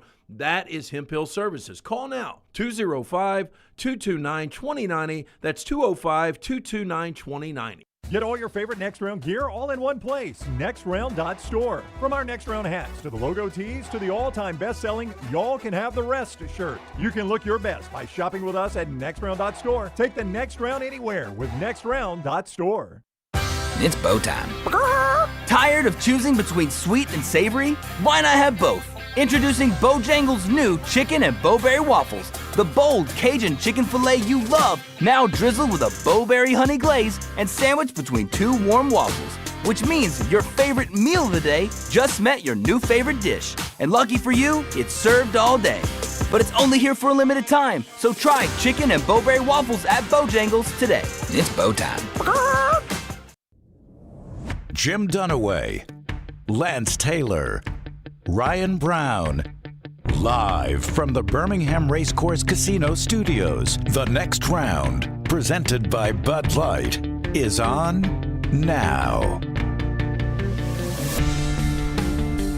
All right, every Monday we talk with Joel Klatt, college football analyst, Fox Sports, and he's presented each week by MyBookie.ag, code next round to get that bet back bonus at MyBookie.ag. What is up, Klatt? How are you, my friend? Good. How are you guys? Big win for the Tide on Saturday. Ooh, it was. Boy, it was. Yeah. That's a good Missouri team too. That's a good win, man. Yeah, That's you really thought I had plenty of Alabama fans let me know you thought Missouri was going to win that game. So yeah, it was a close game. Yeah. I thought the matchup wasn't great for Alabama.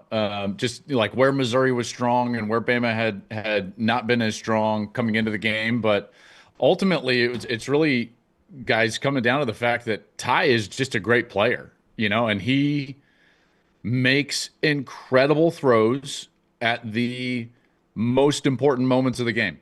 The fourth down throw was just off the charts. That's just an off the charts throw. So he's certainly going to be in New York, at least in my estimation, if he just continues to play this way. And, and then they did just enough. Listen, were they great defending the run? No, but they kind of stopped Hardy in the second half, and gave themselves a good chance in that respect. Did they run the ball great? No, but was it serviceable at times? Sure. So that's a big win, I think, for Kalen DeBoer and Bama. I really do. I still get, and I'm not trying to stir it up. I still get a little nervous for them about those areas that I just talked about. I'm sure you guys feel the same way. Like, for instance, in conference games, in the 3 conference games, they're giving up, I think, a little over 6.5 yards per carry. That's last in the SEC. And can you win the SEC if you're giving up over a yard more per rush than you're gaining? It's I don't know. It's going to take an incredible effort from that passing game to cover up that part of this team. But man, great win. But I do trust Kalen DeBoer more than right now Mike Elko or Lane Kiffin, the other teams that I think are really in that mix. No, but Joel, I'll tell you, Kalen's great. I agreed with you. I thought Missouri was going to win this game, and then I said Alabama would win out 10-2. They would get in. Now, when I see that winning on first down on the road, and this Missouri team was leading the FBS in third down conversions, they held them to 1 of 10. Yeah. So I give Kane Walmack's they did a great job. An A there. But moving forward, when you look at this, I think it's a terrible matchup for Tennessee. I don't think Alabama, and I'm just talking about the regular season, I don't think they lose again, Joel. And I know some people might not think that's a bold prediction, and some people might think it's insane based on where the SEC is. But I think the matchups moving forward really favor Alabama. I agree with you. I think that they've got a great chance to get themselves into that SEC championship game. However, if I'm not mistaken, I think I looked at this correctly. And it's hard with these big conferences. I have to do this in the Big Ten all the time with the games that I'm calling. I'm like, okay, wait, hold on. Who do they play and who do they miss? Right? I'm sure you guys are doing this along with me. I believe that Ole Miss, A&M, who's the other SEC undefeated? Alabama. Bama. Yeah. Yep. They don't play. Those 3 don't play. Yeah. So there's a world, although I guess this would be pretty wild. There's a world that all 3 are undefeated at the end of the year.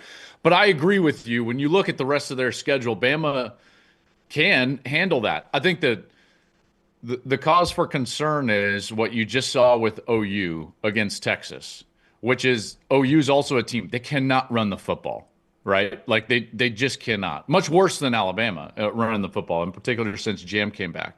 So if Mateer has just an off day, they're going to get beat. And granted, it takes a really talented team like Texas with a great defense, and I still think Texas has a great defense even with the 2 losses.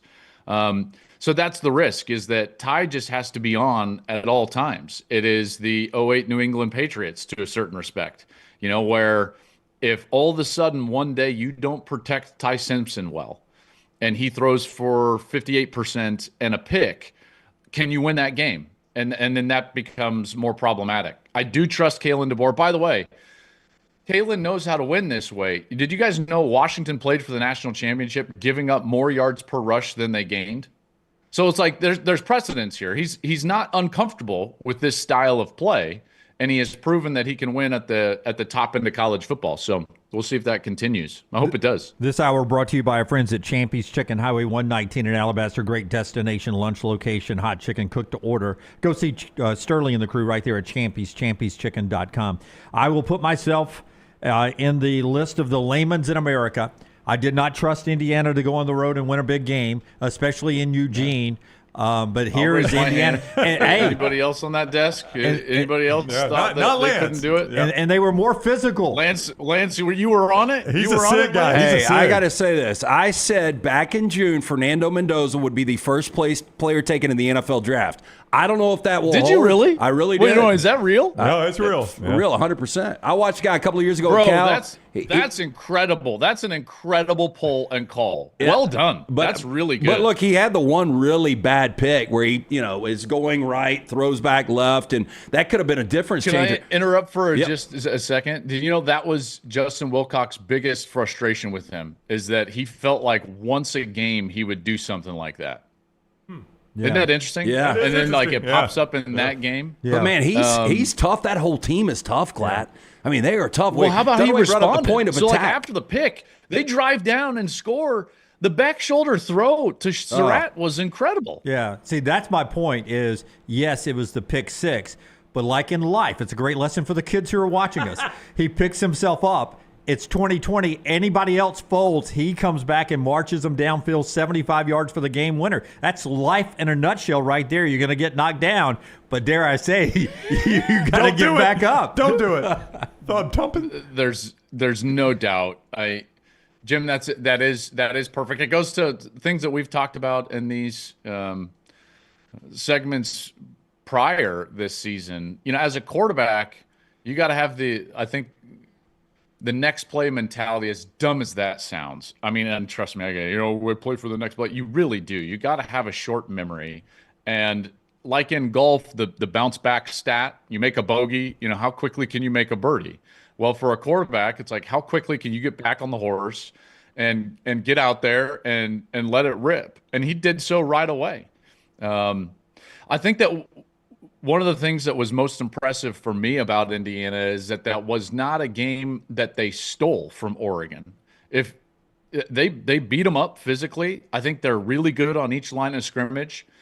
And I did this on my show, guys. I did this thought experiment. You don't have to close your eyes, but whatever. It's like you think to yourself, okay, play that exact same game, same location, and the opponent was Michigan or Penn State or Ohio State, and those teams roll in there with their brand names and do to Oregon what we saw Indiana do to Oregon, we would be sitting here like, oh, that's the national championship favorite. We would be putting them on such a high pedestal, and yet all Indiana gets from all of us, this is like the curse of Indiana, is like, well, that team's legit. Well, they're more than legit. Let's face it. After watching that, and obviously, Lance, knowing how you feel about Mendoza, I think we should all feel comfortable in saying that is not just a legit team, but that's a bona fide national championship caliber team. They could absolutely do it. And if you look at their schedule, by the way, that is not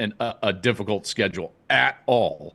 So there's really no reason why they shouldn't be in Indianapolis playing likely Ohio State, for the Big Ten title as a 12-0, and if they win it, they'll be not just in the playoff and not just getting a bye, they will be the number 1 overall seed. It's crazy. That's what's wild to me. Washington at Michigan in the Big Ten Saturday. That's the Fox Big Noon kickoff. Washington right in the mix in the Big Ten. Michigan is in do or die territory. Unranked. Yeah, thanks, no, thanks it's wild. Southern voters. Yeah. Well, we got to get all these SEC teams in. I mean, where you going to put them? Where you going to put them with all these like SEC? Washington beats Vanderbilt. This is like no question.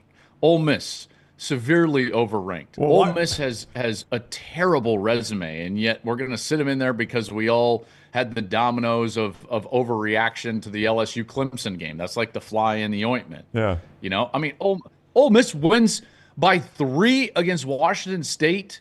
What are we doing? Washington State got beat by 49. Wait for it. By North Texas. Yeah, I watched that. Ole Miss watched it. It was as bad as it looks, by the way. Tony Petiti wants to expand the AP poll to 40, though, to make sure to accommodate enough Big Ten teams. That is the Fox Big Noon kick on Saturday. 49! I know. I'm glad. There is no excuse. There's no excuse for Ole Miss in that game. I agree with you. Platooning. They were platooning, waiting for Georgia. Okay, because it's tough to win on the road in the SEC. They got to rest up. Well, that's right. Those venues, man, it's tough to do. You don't just, you don't just welcome Washington State in with their not. Klatt is with us on the Alexander Shannara Trial Attorneys Hotline. His appearance each week courtesy of MyBookie.ag. Code next round for that bet back bonus at MyBookie.ag. You've watched Ohio State several times. Your fans hate when I do this. Oh gosh, yes. Trust me, I know. I've seen our appearances on YouTube, and I'll get in the comments, and you guys get blasted. Why do you bring this guy on every week? He doesn't. Rah, rah, rah. I'm just pointing out facts. 49. You've seen North Ohio. Texas. You've seen Ohio State several times, including Saturday. Where I have. Where are they beatable? Where they look. I know Illinois outgained them, but that's that's empty calories. It's empty calories because Ohio State doesn't even play in third gear. Yeah. You know, it's like, I don't know where they're beatable. I think you have to be able to run the football right at them, number one. I think then you can potentially take advantage of their zone coverage if they get into zone and maybe attack their seams.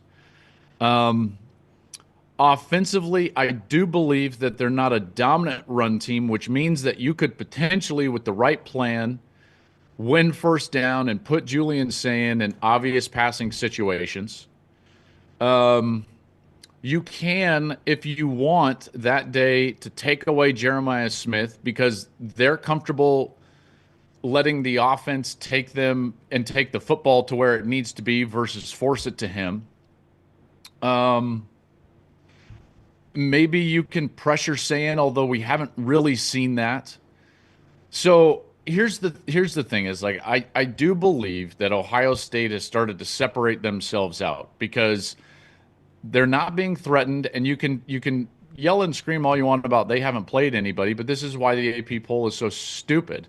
It's like if Washington had an SEC on their shoulder, they'd be ranked 17th in the country, and everyone would be saying how great of a win it was for Ohio State to go on the road in this conference to beat Washington with the second longest home winning streak in the country. But then you look at what Washington has actually done offensively in the other games outside of playing Ohio State guys. And like DeMond Williams had like just short of 1 million yards of offense on Friday night against Rutgers. Granted, Rutgers, I give you that. There's no doubt because this conference in the Big Ten is very top heavy and not as deep as the middle in the SEC. So Washington goes out there, but Washington's one of the best offenses in the country. DeMond Williams is one of the guys out there from a total yards perspective that's one of the best in the country. And then you look at what he did against Washington and it's like nothing. You know, Illinois comes in. They were the most explosive offense over the last 2 weeks in college football.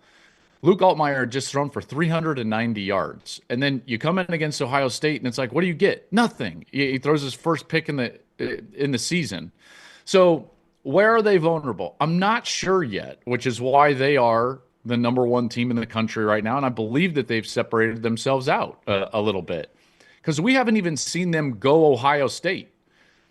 like what happens when they do shift the offense into third gear or fourth gear and they start getting creative in the passing game and they start taking shots down the field? It's like, isn't that scary? What we saw against Tennessee and Oregon and Texas and Notre Dame last year, and we haven't even seen that yet. So I'm sure they're beatable. There's no doubt, but I do think that it's going to take a really special team. There's only 2, maybe 3 offenses in the country that I could see scoring 20 or more on Ohio State, and that would be Indiana because of their balance and USC because of their balance.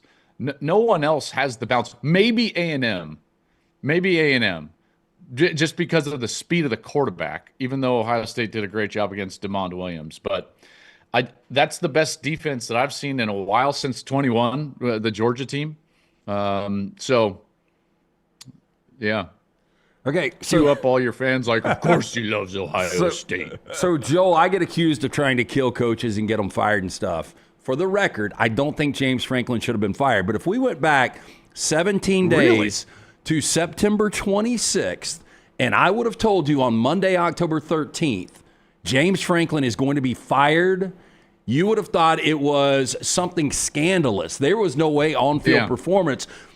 There's 3 plays. If you go back to the Oregon game, 3 plays. I play against Oregon, I play against UCLA, I play against Northwestern. They're undefeated. They're number 2 nationally, and now he's out. And they had their best season last year with 13 wins and a play away from playing for the national championship. I'm blown away he's out. I mean, 2 of those losses, yeah, okay, they were a play away, but in 2 of those, they were 20-point favorites. I get it, and I think from an AD's perspective, here's the problem. If you're Pat Kraft, he's the athletic director at Penn State. Results obviously matter, but toxicity matters more.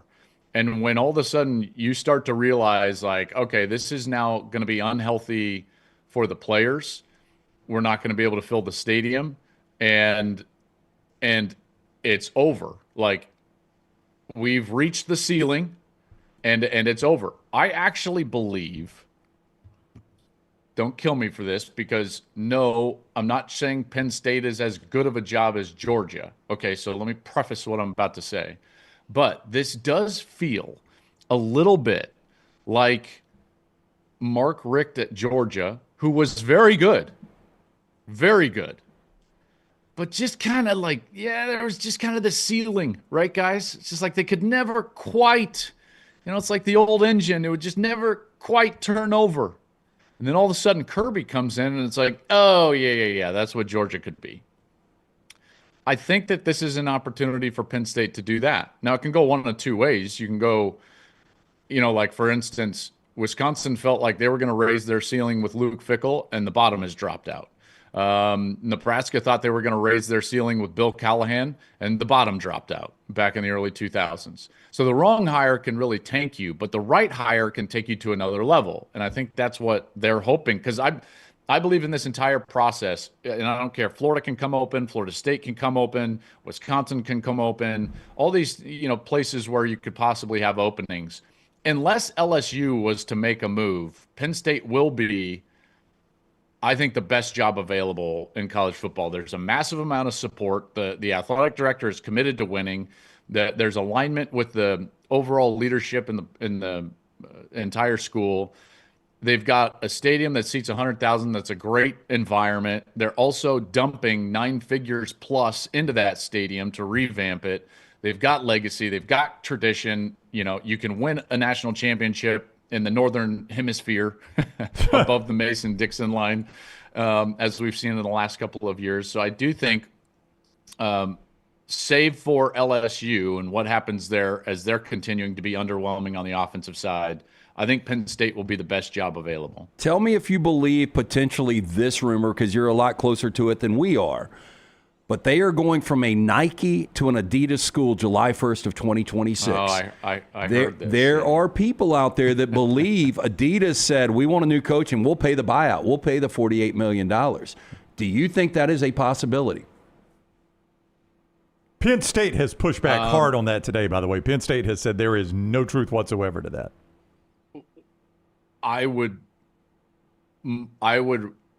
lean more towards Penn State than that. That is a wild to getting involved on the corporate side with a buyout of that amount invites all sorts of issues. Then every Adidas school is going to come to them and be like, whoa, where's our 48? Yeah, exactly. Indiana is an Adidas school, and they're like, well, why are you doing that to compete with us? So I highly, highly doubt it. Yeah. Highly doubt it. I would say in my years being the oldest person in the conversation here, what that could mean is there's a set amount of money that the new Adidas deal is going to guarantee Penn State that allows them to take a chunk of that money that's guaranteed to them and push that towards this buyout. Yeah. And it could be 6 of one, half dozen of another. Okay, I've got this much more money to deal with in the future, so we can afford this buyout because of this reason. Yeah, and I don't know the entirety of the details. I do believe there is an offset in the contract. So if he were to go get a job, which I do think he'll probably get a job, he's had too much success not to get a job, that would reduce that number a little bit on an annual basis. And it's not having to come to him in a lump sum like Kevin Sumlin got from Texas A&M when they had to cut him. What was it? I think it was a $17 million check. This is a line item on a budget moving forward for a program whose budget is well north of $100 million. And so now you have this line item of about $8 million that is essentially dead money. It's very much similar to the NFL. You've got like dead money from a line item perspective on your annual budget, and that's what this will be to Penn State. And from their perspective, I'm sure they're hoping that James goes out and gets a job, and he's going to command somewhere between $3 and $5 million on the low end per year to get some other job. I don't know. Maybe it's UCLA or Oklahoma State. I'm not sure, right? But he'll get some other job, and then that number is going to be severely reduced as well, probably cut in half. And so if you're going to grow your revenue via a new apparel deal, and that's going to increase, and then maybe someone in a meeting was like, hey, we can do this because of the Adidas deal, and then all of a sudden that gets misconstrued as Adidas is going to buy him out. Right. That's how that narrative starts to get thrown around. 100%. But I bet you that this move is going to cost Penn State about $3 or $4 million a year until the end of James's deal, which I believe is 2031, if I'm not mistaken. It is 2031. When you say it like that, it is way more palatable than thinking that someone today is going to be like, okay, pay to the order of James Franklin, $48 million. Like that's not happening. Yeah. I want to ask you, because they have a great win at Notre Dame.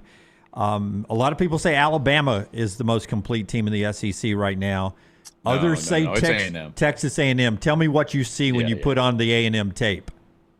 A balanced team that can beat you in several different ways, right? So like when Bama wins, it's the same blueprint. And this is not a knock. It's a great blueprint. It's obviously a great blueprint. So I'm not trying to knock Alabama. Like Simpson's incredible. I don't know of many teams that are going to be able to slow them down throwing the football. However, what we have seen with Texas A&M is they've won with different styles and blueprints based on what they needed that night. They had to throw the ball like crazy against Notre Dame on the road, and they were able to do that.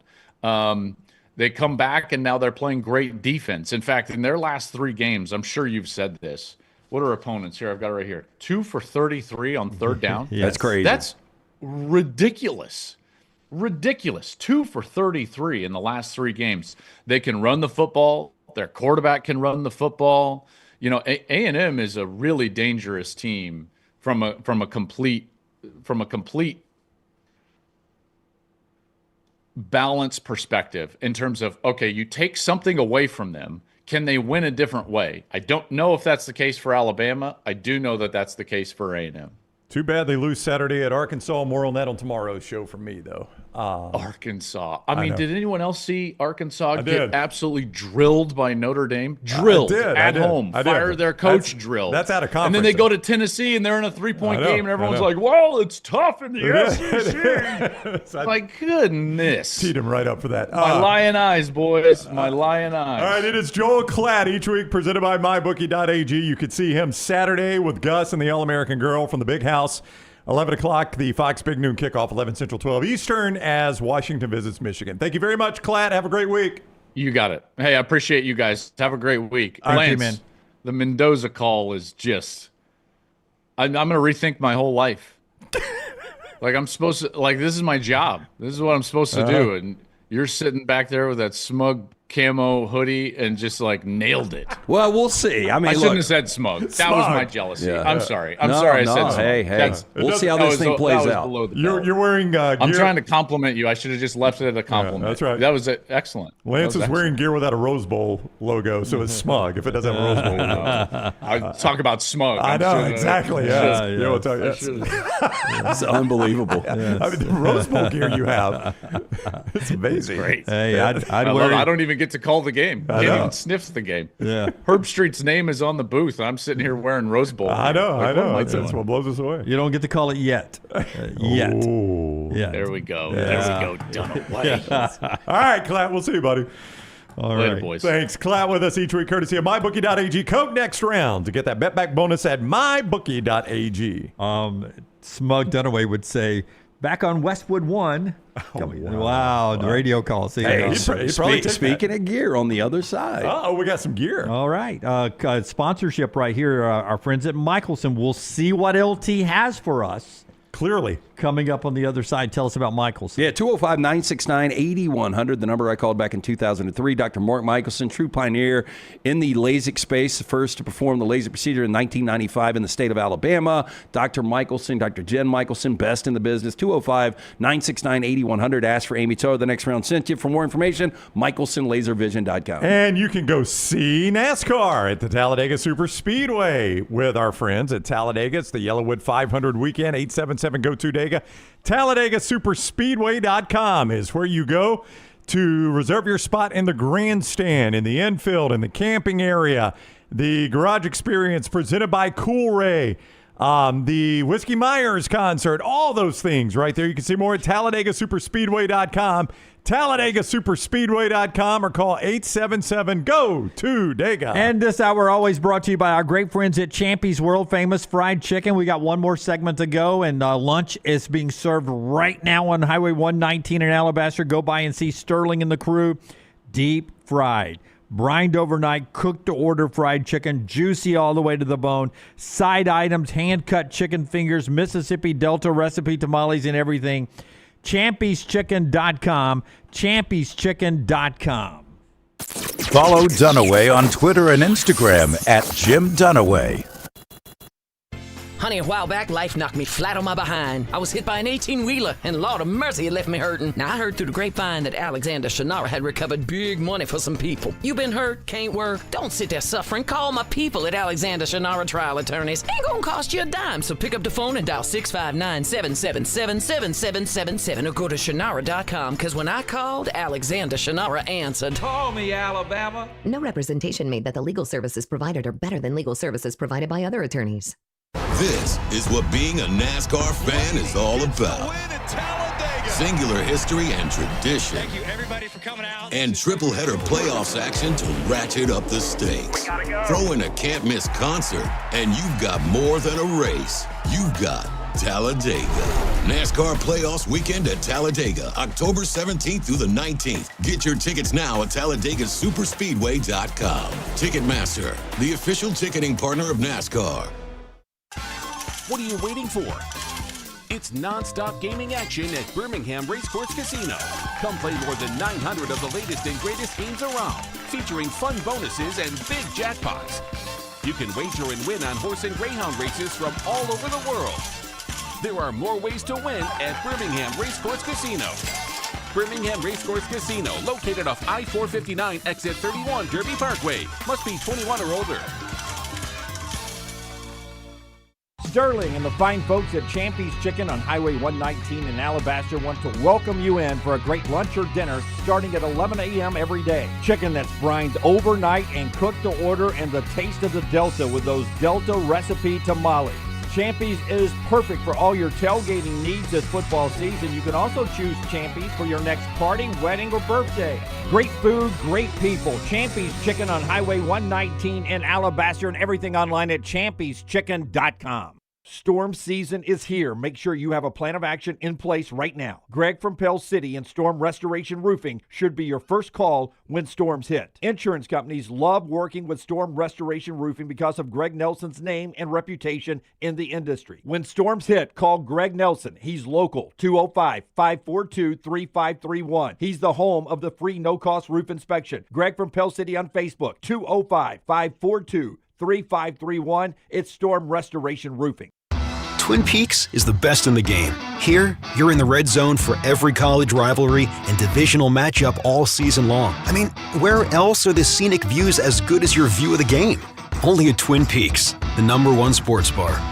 Hey, Lance Taylor from the next round to tell you about my friends at Michelson Laser Vision, located conveniently UAB Highlands. Almost 20 years ago, I went in for the procedure. Only took 12 minutes for both eyes. When I went in, I had 2200 vision. I was legally blind. Now I have 20/15 vision, still 19 years later. Make the call today. Schedule a hassle-free consultation, 969-8100. Dr. Mark Michelson, Dr. Jen Michelson, Michelson Laser Vision. Make sure you tell them the next round sent you, 969-8100 or MichelsonLaserVision.com. Catch up on all today's Next Round on demand through the podcast platform of your choice, Apple, Spotify, iHeart, or Google Podcast, wherever you listen. Always like, follow, subscribe, and turn on automatic downloads so you never miss any part of the next round. It's bow time. Tired of choosing between sweet and savory? Why not have both? Introducing Bojangles' new chicken and bowberry waffles. The bold Cajun chicken filet you love, now drizzled with a bowberry honey glaze and sandwiched between two warm waffles. Which means your favorite meal of the day just met your new favorite dish. And lucky for you, it's served all day. But it's only here for a limited time, so try chicken and bowberry waffles at Bojangles today. It's bow time.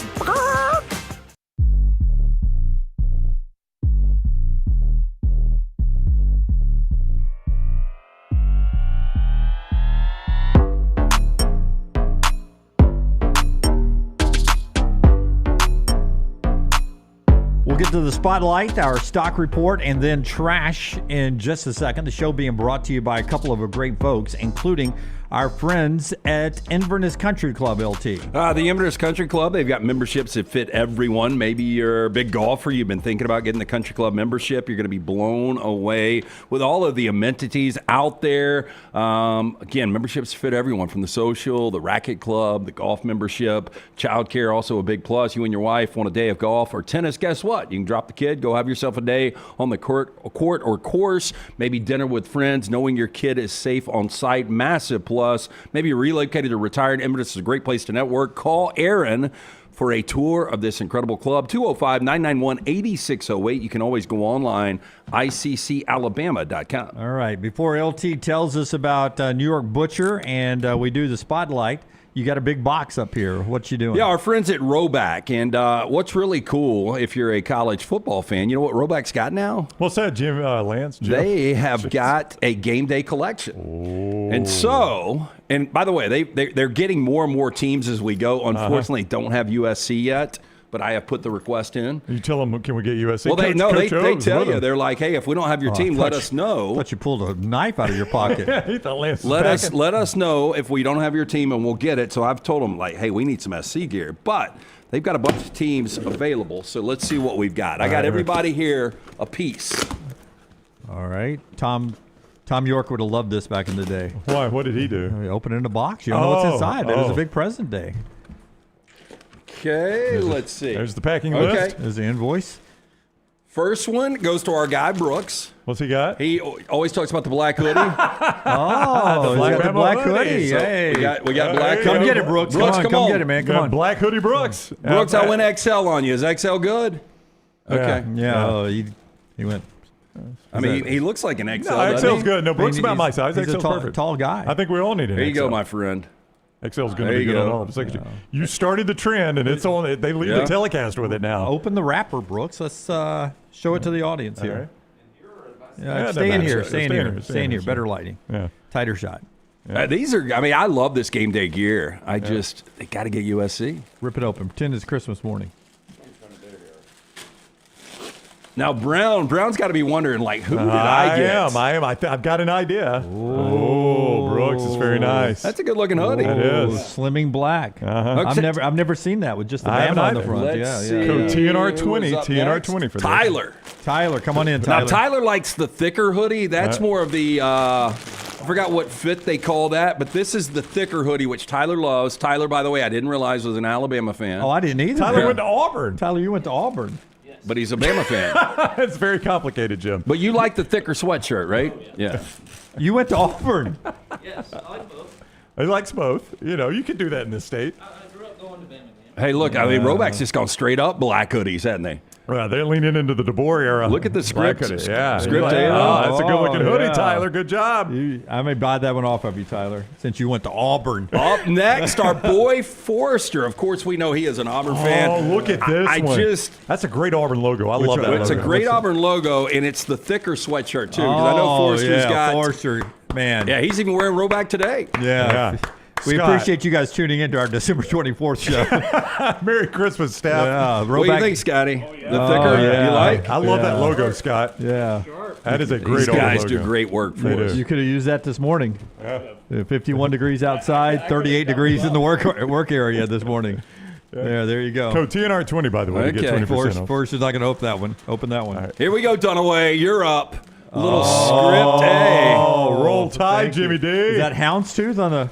I think it is. Houndstooth strings, man. Look at that. Look at that. Yeah, suitable on game day. Very nice. I could wear this week. You could. Go cover the Tide. I could. Roll with the Tide. Hey, what is weather going to be like in Tuscaloosa? I think it's this actually going to be a little too warm for that. Damn it. I think it's going to heat back up. I'm going to be check. down there. I want it to be cool. Let me check. Let me check real quick. It was cool the other night, but cold this morning. Okay, finally, does anybody want to guess? Promo code TNR20, by the way, roback.com, TNR20. Brown is the only one because I don't think he's really got an affiliation. So And they don't have Jack State. So Big C, little OCK. I will tell you, though, they've got Air Force. They've obviously got Alabama. They got Appy State, Arizona State. I think you know. Oh, wait. No. Here's what what are you going to predict? Because I think all the ones they have. Give me all the ones they have. Okay, so Arizona State, Arkansas, Army, Auburn. I know where he went. Baylor. I know. Nope. BYU. Nope. Clemson. Have you looked in the box? No. I might have already said it. Colorado. Nope, you have not said Connecticut. Yep. Creighton, which I took a look at the Creighton Oh, ones. I bet that's good stuff. Yeah. Nope. East Carolina. Nope. Okay. Florida. Nope. Florida State. Nope. Georgetown. Nope. Georgia. Nope. Georgia Tech. No, sir. Illinois. Nope. Indiana. You'll get there in a minute. Iowa. No. Iowa State.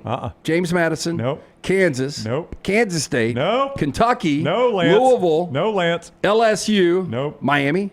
Michigan. Not the Miami Michigan Dolphins. State. No. Mississippi State. No. Ole Miss. Missouri. Navy. NC State. Nebraska. UNC. Notre Dame. Ohio State. No. Oklahoma. Oak State. Penn State. You're about to get there. Pitt. No. South Carolina. No. SMU. Yes, that's where you went because you know my affinity for SMU. How does he know this? That is amazing. You know I love the logo. I will wear the piss out of this. Yeah. I don't give a piss about nothing but the SMU Mustangs. By the way, they played better this week. It was either SMU or Pitt for you. The Pitt would look good, too. Well, why? Because he pits Pitt every week, whether it's in the upset alert or... Hey, winner, chicken dinner. Troy won. You guys got made fun great of my game Troy day gear, win. though. So anyway, go to Roback, TNR20, get 20% off. Great company, great gear. Tell us about New York Butcher. Again, promo code TNR20, roback.com, TNR20, get 20% off your gear. Unless you have Lance getting you free gear right there. But really, I don't think we get free gear without you guys. So TNR20 so we can do this again someday. Yeah, absolutely. TNR20. But you can stop by the New York Butcher Shop on your way home. Make Monday even better by picking up incredible food from our man Jim and the great staff of Butchers. 2 locations. The original Cabo Heights, Highway 119 in Greystone. Fresh meats, deli sandwiches, fantastic selection of fine wines and desserts. One-stop dinner shop. 2 locations, rare quality, well-done service. It's the New York Butcher Shop. The College Football Spotlight.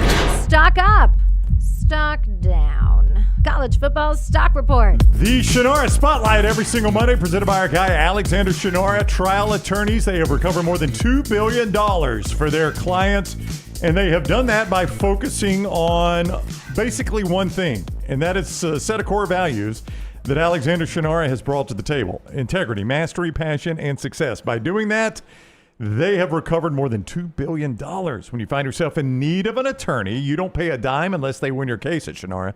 Shannara.com. Shannara.com. All right, for me on the stock report, stock up.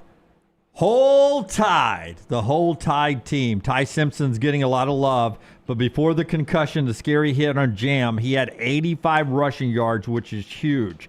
Ty Horton, Lasir Brooks, we know what Germ does. Cuevas at tight end. Derek Meadows was in there. Dijon Lee's getting better. The defense holds 52 yards to the best rusher in the country in Ahmad Hardy. 3 straight ranked wins. Tennessee actually ruining a pretty good streak. Alabama, every team they've beaten have been unbeaten until this point. Tennessee's already lost, so they ruined that streak. The Whole Tide right now. Everybody's contributing for Alabama. Stock up for Bama. Stock down, SEC replay silence. The ACC's making it look so interesting. Let's hear it, SEC. The technology's there. Let's do it. I do think moving forward, there's going to be pressure for all conferences to do it like the ACC. So I appreciate what the ACC's doing. Okay, so mine are going to be self-explanatory. My stock up, all things Indiana. That was by far the biggest win in their football program.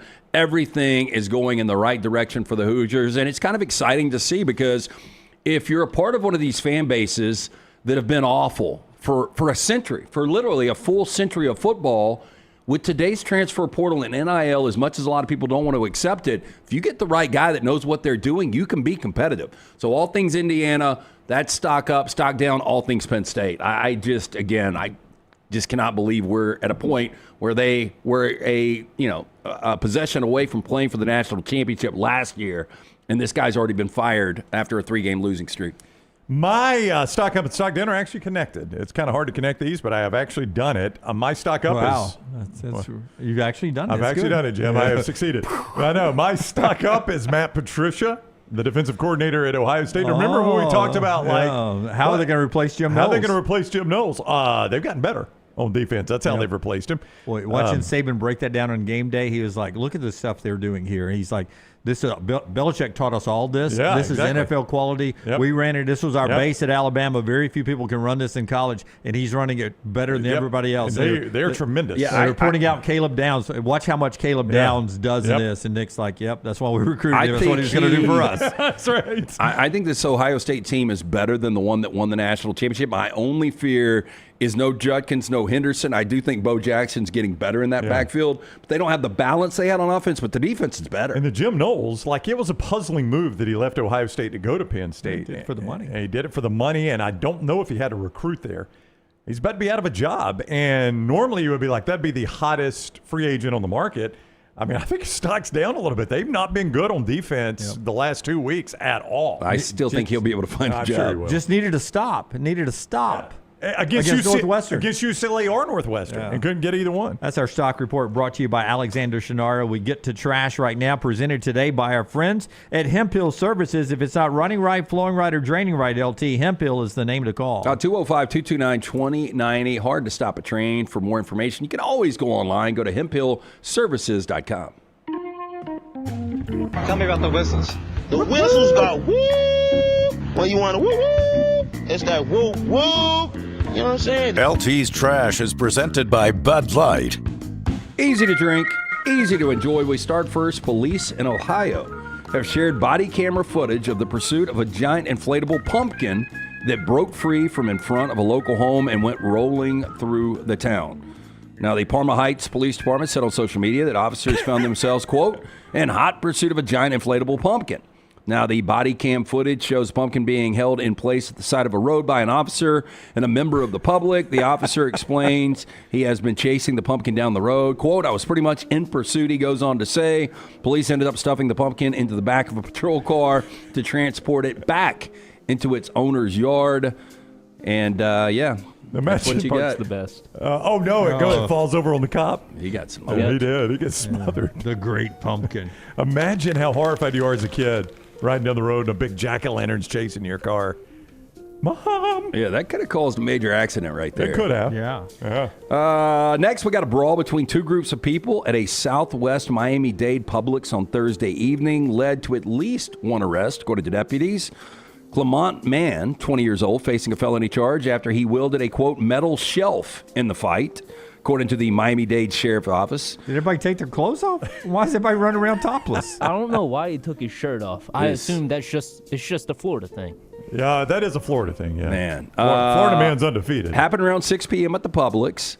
Now, according to an arrest report, a security guard told deputies he's hitting him like it's wrestling, like it's WWE. Began as, quote, an aggressive verbal altercation between two groups in the store's entrance area. Bystander video shared with Local 10 that we're looking at right here begins by showing two women fighting on the floor near the store's greeting card display. Video shows what deputies say is shirtless man right there. Like literally last name M-A-N-N, going up to two women, brawling over a portion of the shelf that once held the cards that became dislodged. In the midst of the altercation and using it to deliver 3 separate blows as the women continued brawling. Now, a responding deputy eventually, quote, witnessed 2 large parties of people throwing plates and other items at each other. Both parties were trespassed from the store. The report doesn't state what the fight was about. Man who lives about a mile away from the store was arrested on charges of aggravated battery, criminal mischief, and disorderly conduct. Yeah. Shirtless and shoeless. I mean, the people fighting should be arrested. The person slinging the table like he's in the ring in a tag team match, he hasn't tagged in yet. I don't get how you can lose this much self-control in a Publix. Yeah. Just leave the store.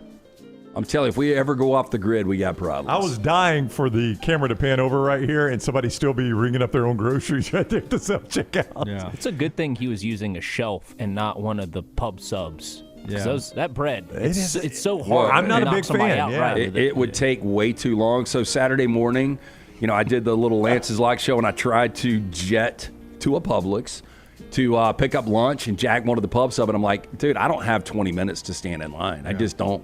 Can I see the video one more time? Let me tell you what's happening here. We'll find out later on in the follow-up to this. Somebody walked out with $100,000 worth of meat while this was going on. Oh, yeah, this was a diversionary? Yeah, this is a distraction. Yeah. Meanwhile, there's a cart of nothing but steaks and go, just rolling right outside. Clear. They used to have it was like what was the game show shopping cart where you'd run in and get the groceries and everybody would go for the meats, sweep, something like that. Yep. I would go like high-end wines now. Yeah, because there is nobody's watching the door right here. That's right. Yeah, we got all hands on deck for this fight, and you do one of these, hide your face. We're looking for a 6' to 5'10" man in a Buccaneer hat, balding, gray. We are going to stay in Florida. Florida Tiki Bar had to call police Monday when an unwanted guest tried to, quote, crash happy hour. Yeah. Again, Florida man. It's either going to be Florida man or an alligator. It's one of the two every time. Stewart Police Department joked on a post, an alligator walks into a bar. No, seriously.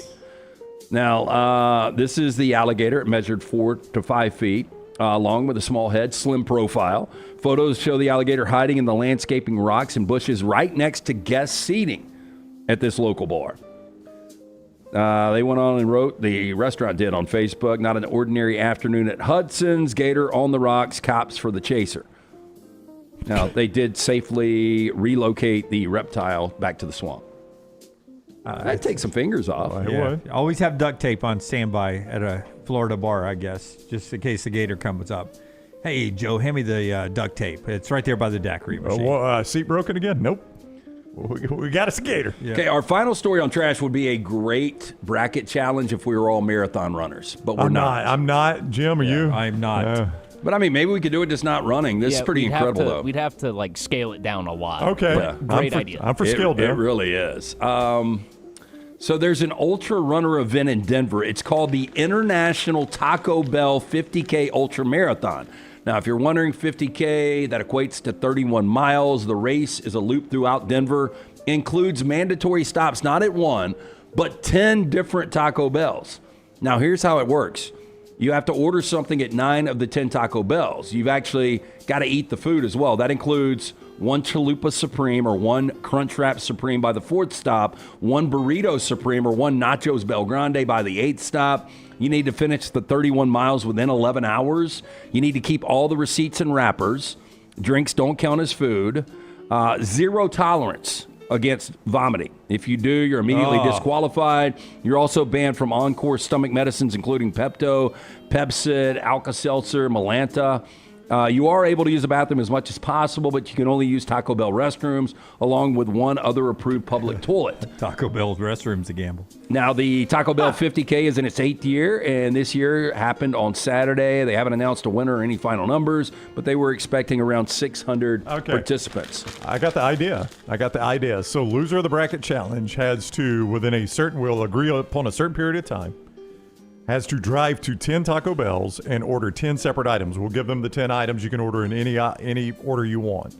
And you've got to eat all 10 in a specific period of time. Brooks goes to document it on video. And that's the payoff. Is that enough of a punishment? I don't know. That's 10 items, guys. That's a lot. It's got to be during the show. That's what I'm saying. We set the time frame. It's got to start at 9. Well, they're not open at 9 though. Yeah, and again, they got breakfast. Yeah, they got breakfast. I can't eat a ton of stuff. Wow. Yeah. I mean, as I always say, 10 I'm items just going to say it's going to be boring for everybody. 10 items is easy.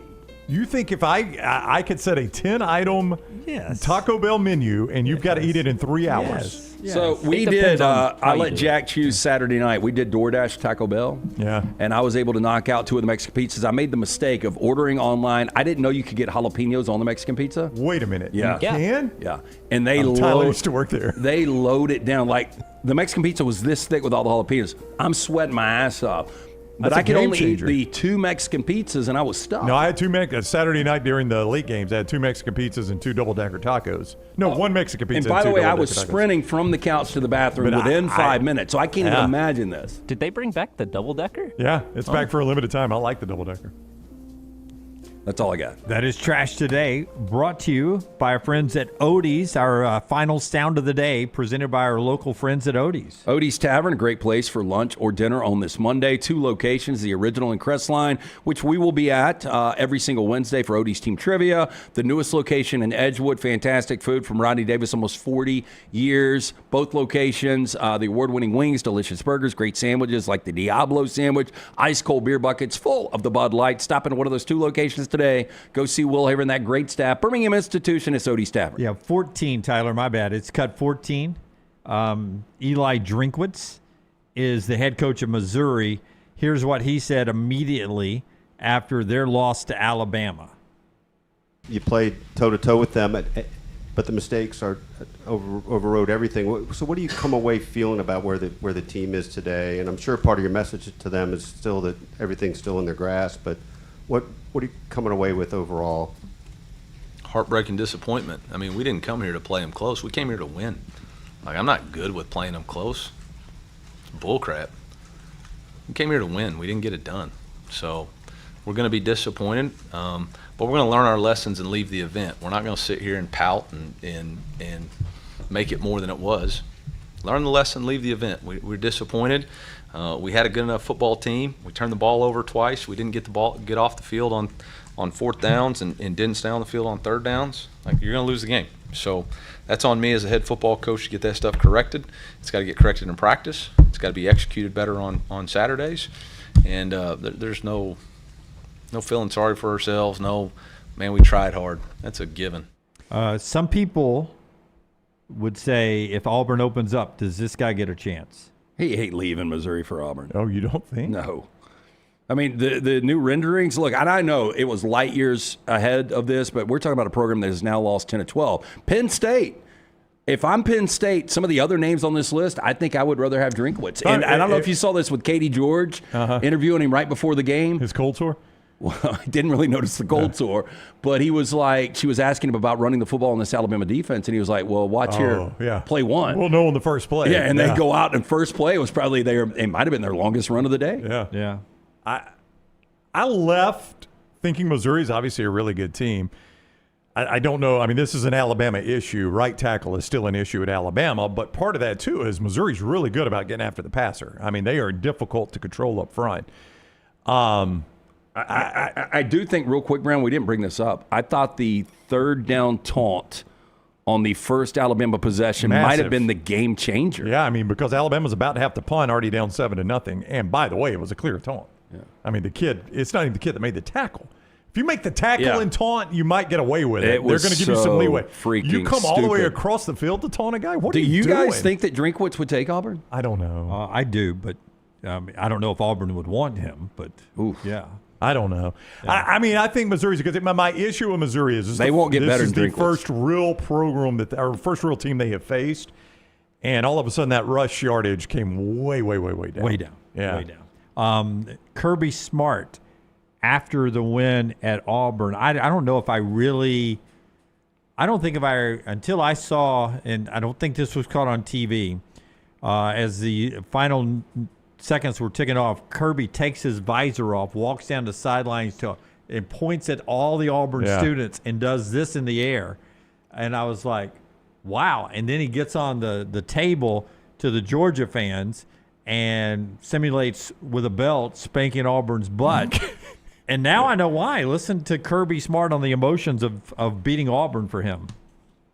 So much emotion and so much energy. And I mean, this one was special for me because my dad, I took Andrew today to a little small town called Slapout, Hopeville, Alabama. They built a baseball field with my dad's name on it, and they wanted to take me over there with a trooper and an escort. And I said, nope, I'm just taking me and Andrew. We're going to go look at my dad's field that's named after him and where I was born, a trailer behind a high school with 2 teachers that didn't have anything coming out of college, and we loved it.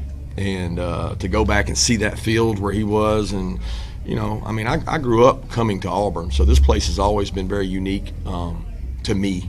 And they play on the video board, me talking about Jordan Hare, so I'll give them another soundbite. You know, it's a great place to play. They can keep playing me here and show their recruit stat. That'd be real good. But I'm proud of those guys in the room.